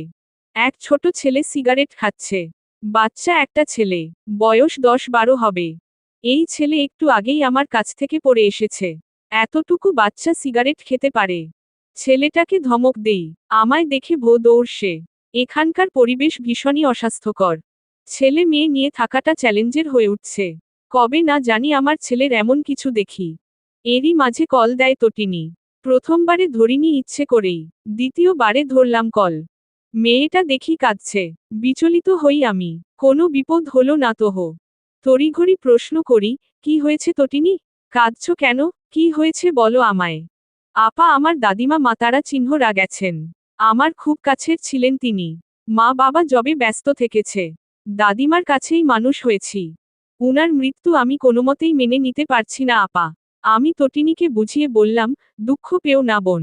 জীবনে কেউ স্থায়ী হয় না। একসময় সবাইকে বিদায় নিতে হয়। দুনিয়াটা মায়ার খেলা। মেয়েটা কাঁদছে হেঁচকি তুলে। কান্নাভেজা কণ্ঠে বলে, আমি এখন রওনা হব আপা। দাদিমাকে শেষ দেখা দেখতে চাই। কিন্তু তোমার তো বেড রেস্ট সম্পূর্ণ। জার্নি করতে পারবে? ভাগ্যে খারাপ কিছু থাকলে হবে আপা। আমি এখানে চুপ করে বসে থাকতে পারবো না। মানুষটা আমার বড্ড প্রিয় ছিল। আমায় ভীষণ ভালোবেসেছে। উনাকে শেষ দেখা না দেখলে আমার শান্তি হবে না। সারাটা জীবন খুঁতো থেকে যাবে একটা। প্রাইভেট কার নিয়ে আসতে ধীরে যাব। ঠিক আছে, তবে এসো। বেশি কান্নাকাটি করো না বোন। এ সময় কান্না করা উচিত নয়। মনকে শক্ত রাখো। উনার জন্য দোয়া করো। আমি তোমার বাড়ি যাচ্ছি তটিনী। আঙ্কেল আন্টির সঙ্গেও দেখা হয়ে যাবে। আপনি গেলে ভালোই হবে আপা। মা বাবার এই শহরে তেমন আপন কেউ নেই। ওরা খুব ভেঙে পড়েছে। আপনি গেলে সাহস পাবে। আপনি যান আপা। আমিও আসছি। দেখা হবে। আমার দাদিমার জন্য একটু দোয়া করবেন। কল রেখে বাড়ি ফিরে গেলাম। রেডি হয়ে ছেলে মেয়ে নিয়ে তটিনীর বাড়ির উদ্দেশ্যে বের হলাম। আজ অনেক মাস পর তটিনীদের বাড়ি এলাম। বাড়িতে প্রবেশ করার সঙ্গে সঙ্গে তটিনীর মা এগিয়ে আসে। আমায় জড়িয়ে ধরে কান্নায় ভেঙে পড়ে। আমি উনাকে সামলে বাড়িতে নিয়ে আসি। ছেলের কোলে মেয়েকে দিয়ে একপাশে বসিয়ে দিলাম। দোয়া পড়লাম। আঙ্কেলও কাঁদছে ভীষণ। মৃত মানুষটাকে দেখলাম। চেহারা হলুদ হয়ে আছে। মুখ দেখে মনে হয় হাসি হাসি ভাব। উনারা আমায় খেতে বলেন। কিন্তু আমি খাই না। এমন পরিস্থিতিতে কেউ খেতে পারে? তটিনী আসে প্রায় 2.5 ঘন্টা পর। এসেই মেয়েটা কান্না শুরু করেছে। আমায় জড়িয়ে ধরে আহাজারি করছে। ওর স্বামী অর্থাৎ আশিককেও দেখলাম এসেছে। আমায় দেখে ছেলেটা মুখ কালো করে কি যেন বিড়বিড় করল। দূর থেকে এটা দেখেছি আমি। তটিনী দাদিমার কাছে বসে কাঁদছিল। আমার ছেলে এতদিন পর ওর চাচ্চুকে দেখে বোনকে নিয়ে দৌড়ে এসেছে। চাচ্চু বলে ডেকেছে। আশিক আমার ছেলের হাত শক্ত করে ধরে ঝাঁকিয়ে বলে, এখানে এসেছিস কেন? ভিখারির মতো সবখানেই যেতে হয় নাকি তোদের? ছেলে আমার এমনটা আশা করেনি। ধমক শুনে বাচ্চা আমার ভয়ে জোরসর হয়ে গেছে। মেয়ে কেঁদে উঠেছে। আমি দ্রুতই এসে মেয়েকে কোলে নিয়েছি। ছেলে আমার পেছনে লুকিয়েছে। মৃত বাড়িতে অশান্তি করতে চাইলাম না। ছেলেকে নিয়ে চলে আসতে চাইলাম। আশিক পেছনে ডেকে বলে, ছুচামির স্বভাব তোমার গেল না তাই না? খেতে চলে এসেছ। যেই দেখেছ বাড়িতে কেউ নেই অমনি চলে এলো সুযোগ নিতে। আমি পেছনে ঘুরে বললাম, আপনি করে বলুন। তুমি বলার মতো কোনো সম্পর্ক নেই আমাদের মাঝে। একজন শুভাকাঙ্ক্ষী হয়ে এসেছি আমি। খেতে আসিনি। মৃত বাড়িতে কেউ খেতে আসে না। ভদ্রভাবে কথা বলুন। অন্যথায় আমিও প্রতিবাদী জবাব দিতে বাধ্য হব। পরিবেশ বুঝে কথা বলুন। ওসব আমার ভালোই বোঝা আছে। লোভী একটা মেয়ে। ভালো হয়েছে তোমার ডিভোর্স হয়েছে। এটা তোমার প্রাপ্য ছিল। আমার সাধাসিধে ভাইকে হাত করে কম সর্বনাশ তো করনি। তোর সাধাসিধে ভাইকে হাত করেছিলাম বলে দুবেলা খেতে পারতিস। ক টাকা দিতি সংসারে? কোন কাজটা করতি? রেধে বেড়ে খাইয়েছি তোকে। নিমুখ হারাম কোথাকার। সব ভুলে গেলি? আগে তন্নি ভাবিস না আমায়, যে তোদের কটু কথা সব সহ্য করব। একটা বললে 10টা শুনবি এবার থেকে। দুধ কলা দিয়ে কালসাপ পুষেছিলাম আমি। আজ তা হাড়ে হাড়ে বুঝছি। প্রতিদিন নতুন নতুন আইটেম কে করে খাওয়াতো তোকে? হাত পুড়িয়ে রান্না করে তোর আবদার মিটিয়েছি। এক ঈদে তোর ভাইয়ের ব্যবসায় লস হয়েছে। শপিং করতে সীমিত বাজেট দিয়েছে সবাইকে। নিজের শপিং এর টাকা দিয়ে তোর চাহিদা পূরণ করেছি। ভুলে গেলি সব?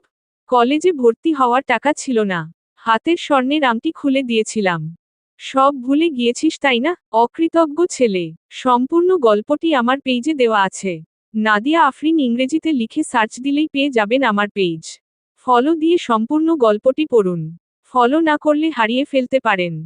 আশিক মুখ বাঁকিয়ে বলে, ওতই যদি ভালো হতে তাহলে আমার ভাই তোমায় ছেড়ে অন্যকে বিয়ে কেন করল? সংসার কেন হলো না তোমাদের? চরিত্রে যার সমস্যা তাকে নিয়ে আর যাই হোক, সংসার হবে না কোনোদিনও। তোর ভাইয়ের স্বভাবই ছিল নোংরামো। তাই জুটিয়েছেও আরেক নোংরাকে। নোংরায় নোংরা এবার ডাস্টবিন তৈরি হয়েছে। তোমার কাছে লেকচার শুনতে আসিনি। যা হয়েছে ভালো হয়েছে। ভিখারিকে তো সরিয়েছে। রিঙ্কির বাবার কত সম্পত্তি জানো? ও কত সুন্দরী, শিক্ষিত একটা মেয়ে। তুমি ওর নখেরও যোগ্য নয়। আমি উপহাস সূচক হেসে বলি, ভিখারিই তো ছিলাম আমি। তবে ভিক্ষা করে খাইনি আজও। সম্মান নিয়ে বেঁচেছি। ভেবে দেখ, তোদের সেটুকুও নেই। ভিখারি আমি, তবে কদিন পর ভিক্ষা করে খাবি তুই। অহংকার পতনের মূল। তোর ভাই যেমন ধ্বংস হয়েছে, তুইও হবি। রিঙ্কির বাবার থেকে ভিক্ষা তো করেছিসই। এবার লোভে লোভে বাড়িতে এনেছিস। ভেবেছিস সুখে থাকবি। যা গিয়ে দেখ তোর মা ভাইয়ের অবস্থা। ভাত তো দূরে থাক, মার খেয়ে খেয়ে অবস্থা খারাপ। তোরও তাই হবে। যা গিয়ে দেখ। তোকে এক গ্লাস পানি তো দূরে থাক, ঝাঁটা মেরে তাড়িয়ে দেবে। বাড়ি লিখিয়ে নিয়েছে ওরা। ওর বাবার সম্পত্তি ধুয়ে পানি খাস।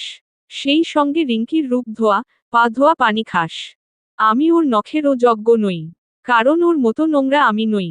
ওর নখ কেন, ছায়াও মারাতে চাই না আমি। আর কি বললি? শিক্ষিত? হাসালি তুই। ওর শিক্ষার নমুনা পেয়ে গেছে সকলে। এমনি ওর শিক্ষা যে আজ ছেলে নিয়ে ধরা পড়েছে। এলাকাবাসী তোর মা ভাইকে বেঁধে রেখে কেলিয়ে সোজা করছে। তুইও যা, তোকেও বেঁধে কয়েক ধোলাই দিয়ে দেবে। এবার দেখি আশিক চুপ। ও হয়তো ভেবেছিল আমি এসব জানি না। কিন্তু আমি তো সবটাই জানি। পুরো গল্পটি নাদিয়া আফরিন পেজে দেওয়া আছে। ফলো দিয়ে পড়ে নিন। না হলে হারিয়ে ফেলতে পারেন। এছাড়াও আমার লেখা সব গল্প পাবেন আমার পেজে। বেচারা আমার এমন প্রতিবাদে মুখখানা কাচুমাচু করে দাঁড়িয়ে রইল। জানি আমি অন্যায় করেছি। এমন পরিবেশে এসব বলা উচিত হয়নি। কিন্তু এই ছেলেকে ছেড়ে দিলে আরও মাথায় চেপে বসত। আমি কেন বিনা অপরাধে অপমানিত হব? তটিনীর কাছে গেছি আমি। আরও কিছুক্ষণ থেকেছি ওখানে। প্রায় বিকেলের দিকে ফিরে আসতে চাইলাম। এতক্ষণ আর আশিক আমার মুখো হয়নি। হয়তো লজ্জাতেই হয়নি। ফেরার সময় আন্টি আঙ্কেল ও তটিনীর কাছ থেকে বিদায় নিতে গেছি। ওরা কিছুতেই আজকে যেতে দেবে না আমায়। একটা দিন থাকতে বলে। আমি না মতো করছিলাম।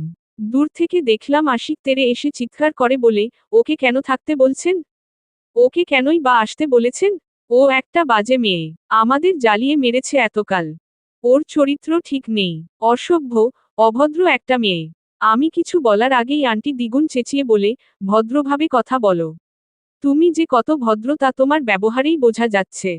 আমাকে নিজের মা পাওনি, যে এসব অন্যায় মেনে নিয়ে আরো সাপোর্ট করব। তন্নিকে বেশ ভালো করেই চিনি আমি। তাই অন্তত তোমার থেকে ওর সার্টিফিকেট নিতে হবে না।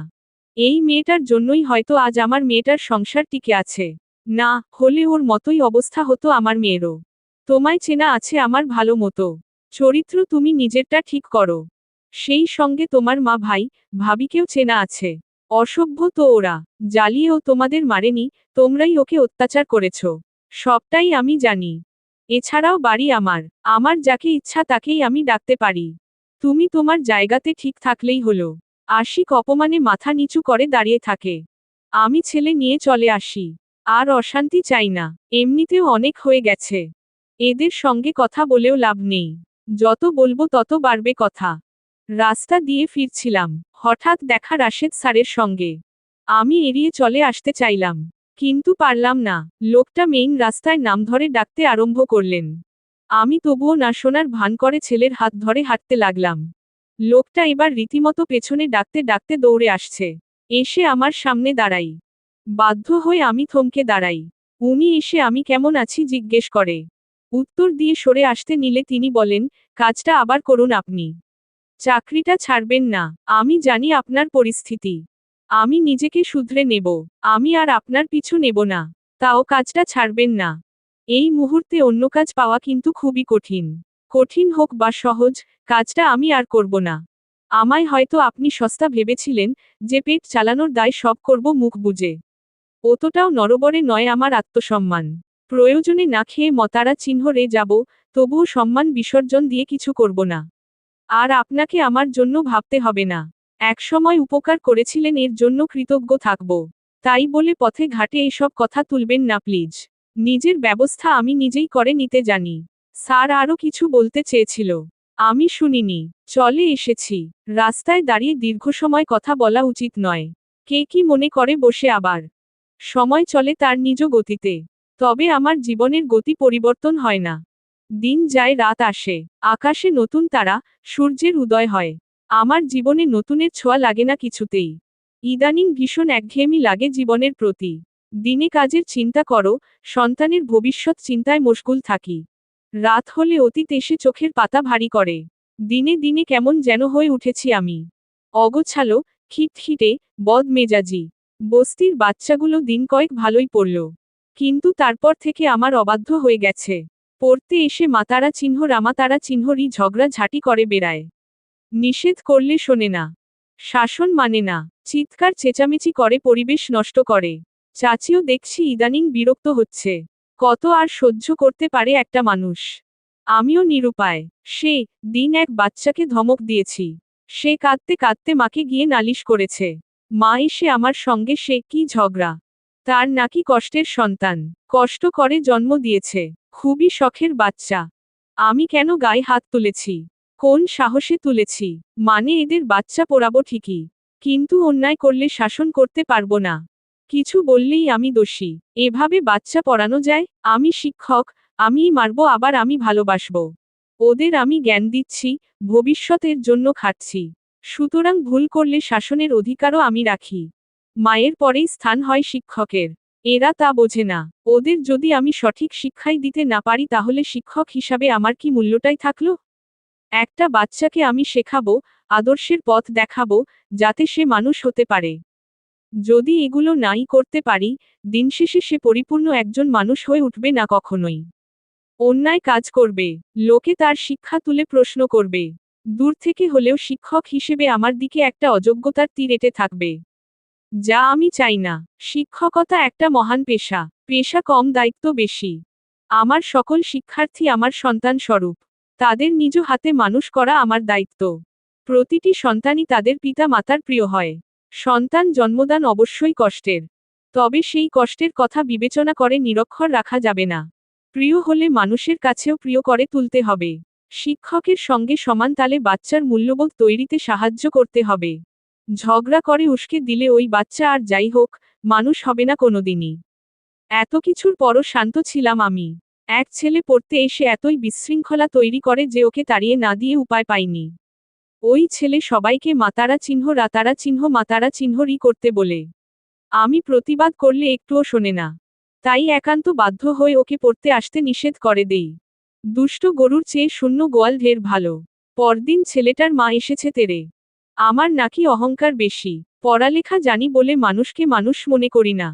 তার ছেলেকে তাড়িয়ে দিয়েছি নিজের অহংকারের প্রতিফলন হিসেবে। আর বাচ্চাদের মায়েদের ডেকে ডেকে এমন কথা বলেন। বস্তির মানুষেরা তিলকে তাল বানায়। একজনের কথায় সবাই নাচে। ছাড় দিয়ে চলতে পারে না। অস্বাস্থ্যকর পরিবেশে এদের ভালোই লাগে। লাগে না শুধু আমার। যাতা ভাষা শুনে মনে হয় শিক্ষার এই জীবনে কোনো সম্মান, মূল্য নেই আমার। এখানে আর থাকতেই ইচ্ছে করে না। ছেলে মেয়ে না থাকলে কবেই ক্ষয়ে যেতাম। কোনোদিকেই শান্তি পাই না আমি। কোণঠাসা করে তুলেছে সব কিছু। আমার ছোট ছেলেকে সেদিন দেখছি কাগজ মুড়িয়ে সিগারেট করে আগুন জ্বালিয়ে টান দিচ্ছে। ও একা নয়, সঙ্গে আছে আরো অনেকে। ওদের কাছে এটা খেলা হয়তো, আমার কাছে নিকৃষ্ট কাজ। মাথায় রক্ত উঠে গেছে আমার। ছেলেকে একটানে উঠিয়ে গায়ে সপাসপ 3 চড় বসিয়েছি। কেঁদে উঠেছে চিৎকার দিয়ে। লতা আপা, চাচি এগিয়ে এসে ছেলেকে ছাড়িয়ে নিয়েছে। চাচি আমায় বকছে, এত জোরে বাচ্চাকে মারা উচিত হয়নি। রাগ সামলাতে না পেরে আমি নিজেই চিৎকার করে কান্না শুরু করেছি। এদের মানুষ করতে এত কিছু করছি আমি? এই আমার প্রাপ্য? নিজে খেয়ে না খেয়ে, নিজের চিন্তা না করে ছেলে মেয়ের পেছনে খাটছি। শেষ পর্যন্ত কিনা এরাই আমার কোনো মূল্য দিচ্ছে না। যে পথে যেতে নিষেধ করি, সে পথেই যায়। এই বাচ্চার জন্য এত কষ্ট করে কি লাভ হচ্ছে? বাবা ছেড়ে দিয়েছে যেমন আমিও দিলে অনাহারে পড়ে কোথায় কি হয়ে যেত। জীবনের সঙ্গে যুদ্ধ করে আসছি ওদের মানুষের মতো মানুষ করতে। কিন্তু না, এরা আমার কথাই শোনে না। জীবনটাই বৃথা লাগে আমার। দোষ আমার জানিয়েই আমি বেঁচে আছি, এটাই দোষ।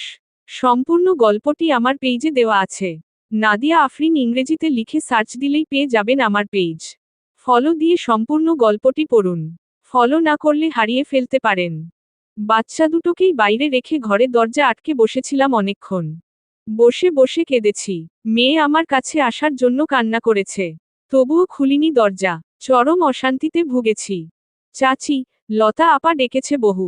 আমিও মানুষ, আমারও অনুভূতি আছে। আমার কদর কেউ করে না, কেউ বোঝে না আমায়। দরজা খুলেছি ঘন্টা খানিক পর। মেয়ে কাঁদতে কাঁদতে ঘুমিয়ে গেছে। ছেলেকে লতা আপা নিয়ে গেছে। চাচির থেকে মেয়েকে নিয়ে ঘরের দিকে আসছিলাম। পেছনে পেছনে চাচি বহু জ্ঞান দিচ্ছিল আমায়। যেমন, একটুতেই ভেঙে পড়লে চলবে না, আরো শক্ত হতে হবে, ধৈর্য ধরতে হবে, ছেলে ছোট, ভালো মন্দ বোঝে না, বোঝাতে হবে। উনি এতগুলো কথা বলেছে, কিন্তু বিশ্বাস করুন, একটা কথাও আমার মস্তিষ্কে পৌঁছেনি। কানে গেছে ঠিকই, মস্তিষ্ক আমার জ্যামে পড়েছে। মেয়ে নিয়ে ঘরে শুয়েছি, কখন যে চোখ লেগে গেছে বুঝিনি। হঠাৎ পায়ের কাছে একটি নরম কিছুর অস্তিত্ব অনুভব করি। পিটপিটিয়ে চোখ মেলে দেখি ছেলে আমার পায়ের কাছে শুয়ে আছে। মায়া হয় বড্ড। উঠে বসি। বাচ্চাটার গালে 5 আঙুলের দাগ বসে গেছে একদম। প্রচণ্ড খারাপ লাগে। ডুকরে কেঁদে উঠি। এবার কাঁদছি দুঃখে, কষ্টে, মায়। খালি মাথায় পায়ের কাছে এসে শুয়েছে ছেলেটা। মাথার নিচে বালিশ দিয়ে গালে চুমু খেলাম। ঘর ছেড়ে বেরিয়ে এসেছি। পুরো গল্পটি নাদিয়া আফরিন পেজে দেওয়া আছে। ফলো দিয়ে পড়ে নিন, না হলে হারিয়ে ফেলতে পারেন। এছাড়াও আমার লেখা সব গল্প পাবেন আমার পেজে। সেই খালাকে দেখলাম বস্তা হাতে কোথায় যেন যাচ্ছে বস্তির মাঝে দিয়ে। কৌতূহলবশত একটু এগিয়ে যাই আমি। খালা মুখ বেঁধে পাতা লাকড়ি কুড়াচ্ছে। ঠাঠা রোদের মাঝে পাতা কুড়াচ্ছে দেখে একটু অবাকি হলাম। কত বড় বাড়ি এনার, সুখের সংসার ছিল, টাকা পয়সার অভাব ছিল না। খালা উঠে দাঁড়িয়ে বস্তা গুছাতে নিল। হঠাৎ দেখলাম হেলে গেলেন তিনি। গাছের সঙ্গে হেলান দিলেন। আমি দৌড়ে গিয়ে ধরলাম তাকে। হয়তো রোদে মাথা ঘুরে গেছে। আমার ওপর ভর দিয়ে বসলেন তিনি। ঘেমে একাকার। ধীরে ধীরে ধরে ঘরে নিয়ে এলাম। ফ্যানের নিচে বসিয়ে পানি খাওয়ালাম। কিছুক্ষণ চোখ বুজে রইলেন তিনি। আমি শান্ত কণ্ঠে বললাম, ঠিক আছেন খালা? অসুস্থ লাগছে? মাথা ঘুরছে? সে ধীরে ধীরে তাকিয়ে বলেন, ঠিক আছি রে মা। এখন এসব আমার নিত্যদিনের সঙ্গী হয়ে উঠেছে। ছেলে বউ নিয়ে দেশে এসেছে। এসেই আগে আমায় ঘর ছাড়া করেছে। যে ঘরে তুমি থাকতে সে ঘরে আমার ঠাঁই হয়েছে। বিল্ডিং ঘরে ঠিক মতো ঢুকতে পর্যন্ত দেয় না। সারাটা দিন কাজ করাই। ঘরের কাজ শেষ হলে পাতা ডাল কুড়িয়ে আনো, সবজি চেয়ে আনো এসব বলে। মানে বসে থাকতে দেবে না দুদণ্ড। ছেলেও আমার পক্ষে নেই। বউ যা বলে তাই শোনে। আমি নাকি ওদের জীবন, ক্যারিয়ার নষ্ট করেছি। অবশ্য দোষটা আমারই। যেই আমি ছেলের বউকে এক নখের ওপর রেখেছি, সে এখন ওদের ঝি হয়ে গেছি। চাকর হয়ে গেছি। দিলে খাই, না দিলে নাই। নিয়তি আমায় ছাড়ল না তন্নি। ঠিক আমার প্রাপ্যটা আমায় বুঝিয়ে দিয়েছে। খালার চোখ মুখে উপচে পড়া হতাশ। হওয়ারই কথা, এককালের বাদশা, এখনকার ফকির। আমার ঘরে সে বেলা খাবার খেলেন তিনি। খেয়ে বস্তা নিয়ে চলে গেলেন। পুরো গল্পটি নাদিয়া আফরিন পেজে দেওয়া আছে। ফলো দিয়ে পড়ে নিন, না হলে হারিয়ে ফেলতে পারেন। আমি বিছানাতে উদাস মুখে বসে রইলাম। ছেলে ঘুম থেকে উঠল বিকেল করে। উঠে দেখি আমার আশপাশ দিয়ে ঘোরে। কথা বলার সাহস পায় না, শুধু ফ্যালফ্যাল করে তাকিয়ে থাকে। নিজ থেকেই ওকে কাছে ঢাকলাম, জড়িয়ে ধরে আদর করলাম, বোঝালাম। সেই সুন্দর মাথা নাড়ল, এমন কাজ আর করবে না বলে প্রতিজ্ঞা করল। ও কি করেছে ও নিজেও জানে না। ও জানে এটা খেলা এক ধরনের। সবাই খেলতে বলেছে তাই খেলছে। সন্ধ্যার আগ দিয়ে ছেলে বায়না ধরে প্যানকেক খাবে। ওই বাড়িতে প্রায় প্রায় বানিয়ে খাওয়াতাম। ভীষণ প্রিয়, আমারও প্রিয় বটে, কিন্তু ঘরে নেই কিছুই। ডিমটা অবধি নেই। এদিকে বাচ্চার আবদার না মেটাতে পারলে মনে শান্তি লাগছে না। এমনিতেই আজ গায়ে হাত তুলেছি। বুদ্ধি খাটিয়ে চিনি আর আটা পানি দিয়ে নরম করে মেখে নিলাম। ঘরে আমার এ দুটো উপকরণই ছিল। ছেলেকে পাশে বসিয়ে চুলো জ্বালিয়ে তেল গরম করে পিঠার মতো করে ভেজে দিলাম। খেয়ে ছেলে আমার মহা খুশি। পার্থক্যই বোঝেনি। খুশি মনে কাজ করছিলাম, এমন সময় এলো আমার বড় ভাই। হন্তদন্ত হয়ে আমার সামনে দাঁড়ালো। হাঁপাতে হাঁপাতে বলল, তুই এখানে থাকিস? বহু খুঁজে তোর খোঁজ পেলাম। সারাটা দিন আজ তোকে খুঁজতেই গিয়েছে। আমি ভ্রু কুঁচকে বললাম, তা আমার এত প্রয়োজন পড়ল যে হঠাৎ? কি মনে করে আমার খোঁজ করছো?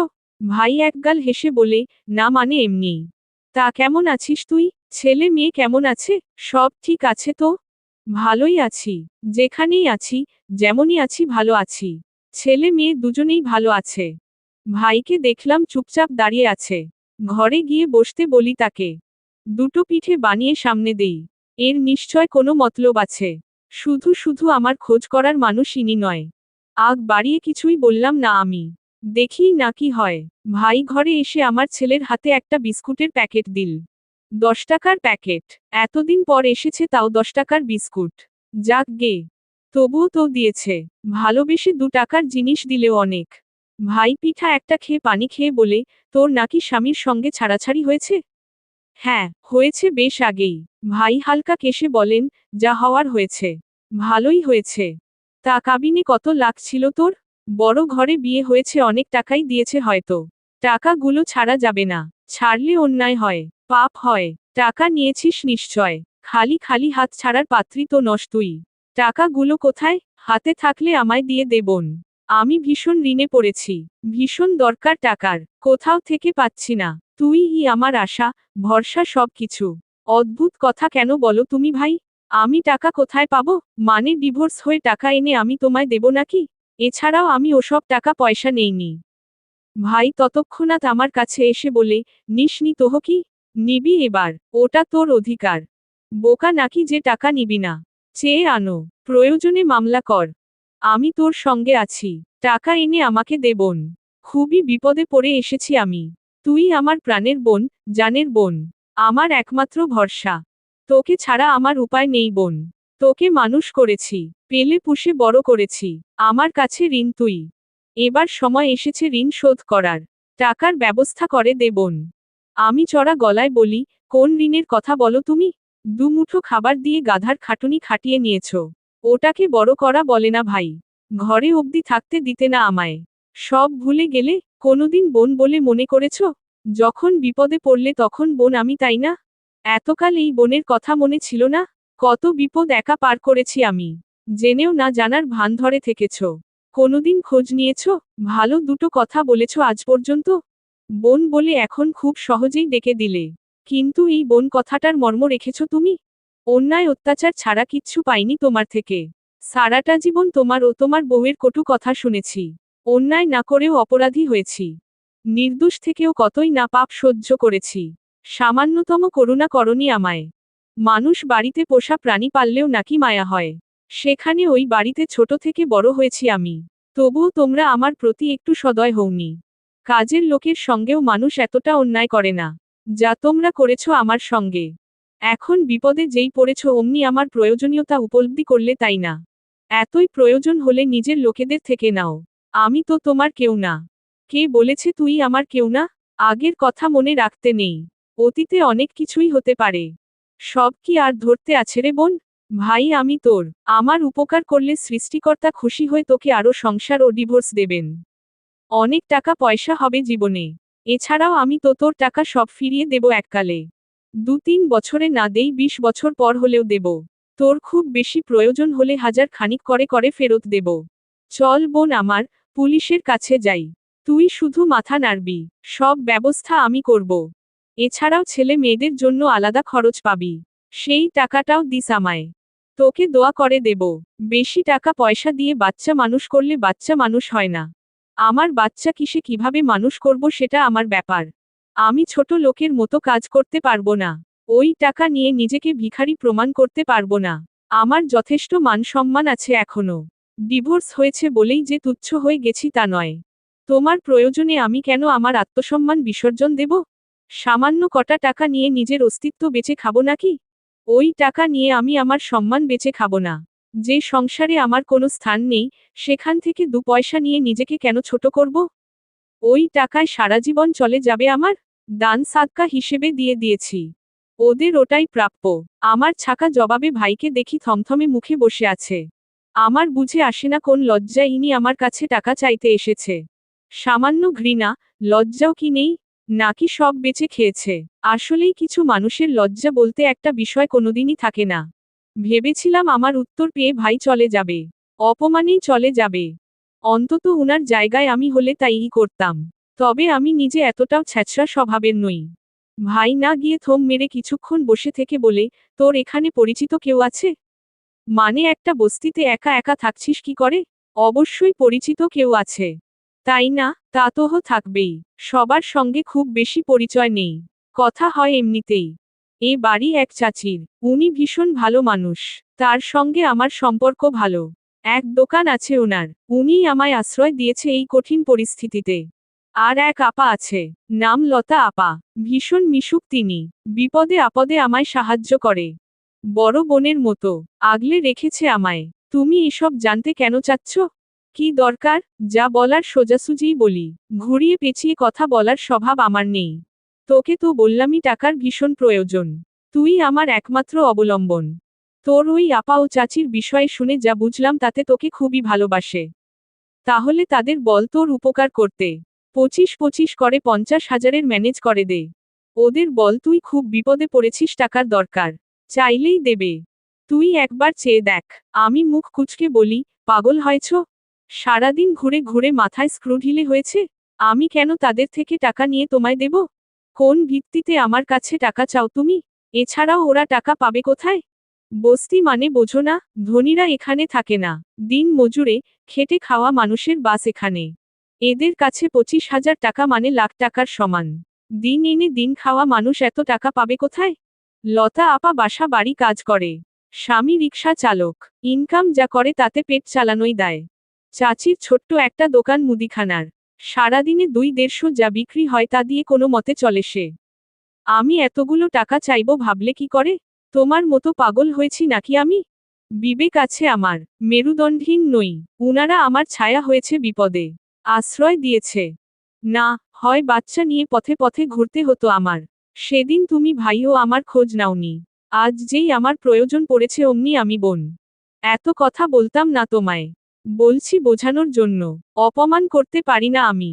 বোঝানোর মাধ্যমে বিদায় করতে চাই। এভাবে কেন বলছিস তন্নি? আমি বদলে গেছি। তোর কথা এখন খুব মনে পড়ে। এজন্যই সাহায্য চাইতে এসেছি বোন। তুই একবার চেয়েই দেখ না টাকা। যারা তোকে ভালোবাসে তারা অবশ্যই তোকে দেবে। মানুষ মাত্রই ভুল করে। আমিও করেছিলাম। এখন শুধরে গেছি বোন। তোর মর্ম এখন আমি বুঝি। দেরি করে হলেও কিন্তু বুঝেছি তোর মর্ম। দে না টাকাটা ম্যানেজ করে। টাকাটা দিলে আমাদের ভাই বোনের সম্পর্ক মজবুত হবে আরো। তুই কি এটা চাস না? আমার প্রতি কি তোর একটুও মায়া হয় না? ও বোনরে দে টাকা। দোয়া করে দেব তোর জন্য। ভালো আরেকটা বিয়ে হবে। আমার কোনো বিয়ে, সংসারের প্রয়োজন নেই। ভাইয়েরও প্রয়োজন নেই। টাকা নিয়ে বোনের সম্পর্ক মজবুত করতে এসেছো না? লোভী কোথাকার। তোমার মতো ভাই আমার চাই না। তোমার চেয়ে বস্তির এই সাধারণ নিম্নবিত্ত পর মানুষগুলোই আমার ভালো। আপন তারা। তুমি ভাই হয়ে যা না করেছ, তারা পর হয়ে তার চেয়ে বেশি করেছে। তুমি ভাই আমার প্রয়োজনের সঙ্গী। খারাপ সময়ে তোমায় পাওয়া যায় না। সুতরাং তুমি মুখে মধু, অন্তরে বিষ নিয়ে আমার সঙ্গে কথা বলো না। হাস্যকর লাগছে। দুটো লোকে শুনলে তোমায় নিয়ে মজা নেবে। ভাইয়ের মুখাকৃত দেখলাম পরিবর্তন হলো মুহূর্তেই। হয়তো বুঝে গেছে এখানে তার কার্যসাধন হবে না। গাল মুখ কুচকে বলে, ডদ্রভাবে কথা বল তন্নি। ছোট হয়ে খুব বড় বড় কথা শিখেছিস। ছোট বড় মান্য নেই দেখছি। যা পারছিস বলছিস। সাহস তো কম নয়। থাপড়ে তোর ভদ্রতা শিখিয়ে দেব। অসভ্য মেয়ে। আমিও তীব্র চেঁচিয়ে বলি, ভদ্রতা নিজে বজায় রাখো। লজ্জা করে না হাত পাততে? ছোট লোকি স্বভাব তোমার আজও গেল না। হাত পেতে খেয়ে খেয়ে স্বভাবটাই হয়ে গেছে এমন। এত কেন নীচ তুমি? গায়ে মানুষের চামড়া আদৌ আছে? মনে তো হয় না। আমার এখানে এসে আমার সঙ্গেই চিৎকার করো কোন সাহসে? বাড়ি বয়ে এসে হুমকি দিচ্ছ নাকি? ও তো সহজ নয় সবকিছু। ভাই বলে তোমায় ডেকে ভাই শব্দটার অপমান করতে ইচ্ছে করছে না। বুঝিয়ে তাড়ানো যাবে না তোমায়। বোঝার মতো মস্তিষ্কই নেই যে। গায়ের চামড়া হয়েছে মোটা। আর শোনো, আগের সেই ভোলাভালা তন্নি আমায় ভেবো না। এই তন্নি আলাদা। জীবনের মারপ্যাচে আমি বদলে কঠোর থেকে কঠোর হয়েছি। একটা বললে দুটো শোনার প্রস্তুতি নিয়ে আসবে এবার থেকে। এই মুহূর্তে আমার ঘর থেকে বের না হলে তোমায় ছেড়ে কথা বলবো না আমি। ইট ছুঁড়লে পাটকেল খেতে হবে। মনে রেখো।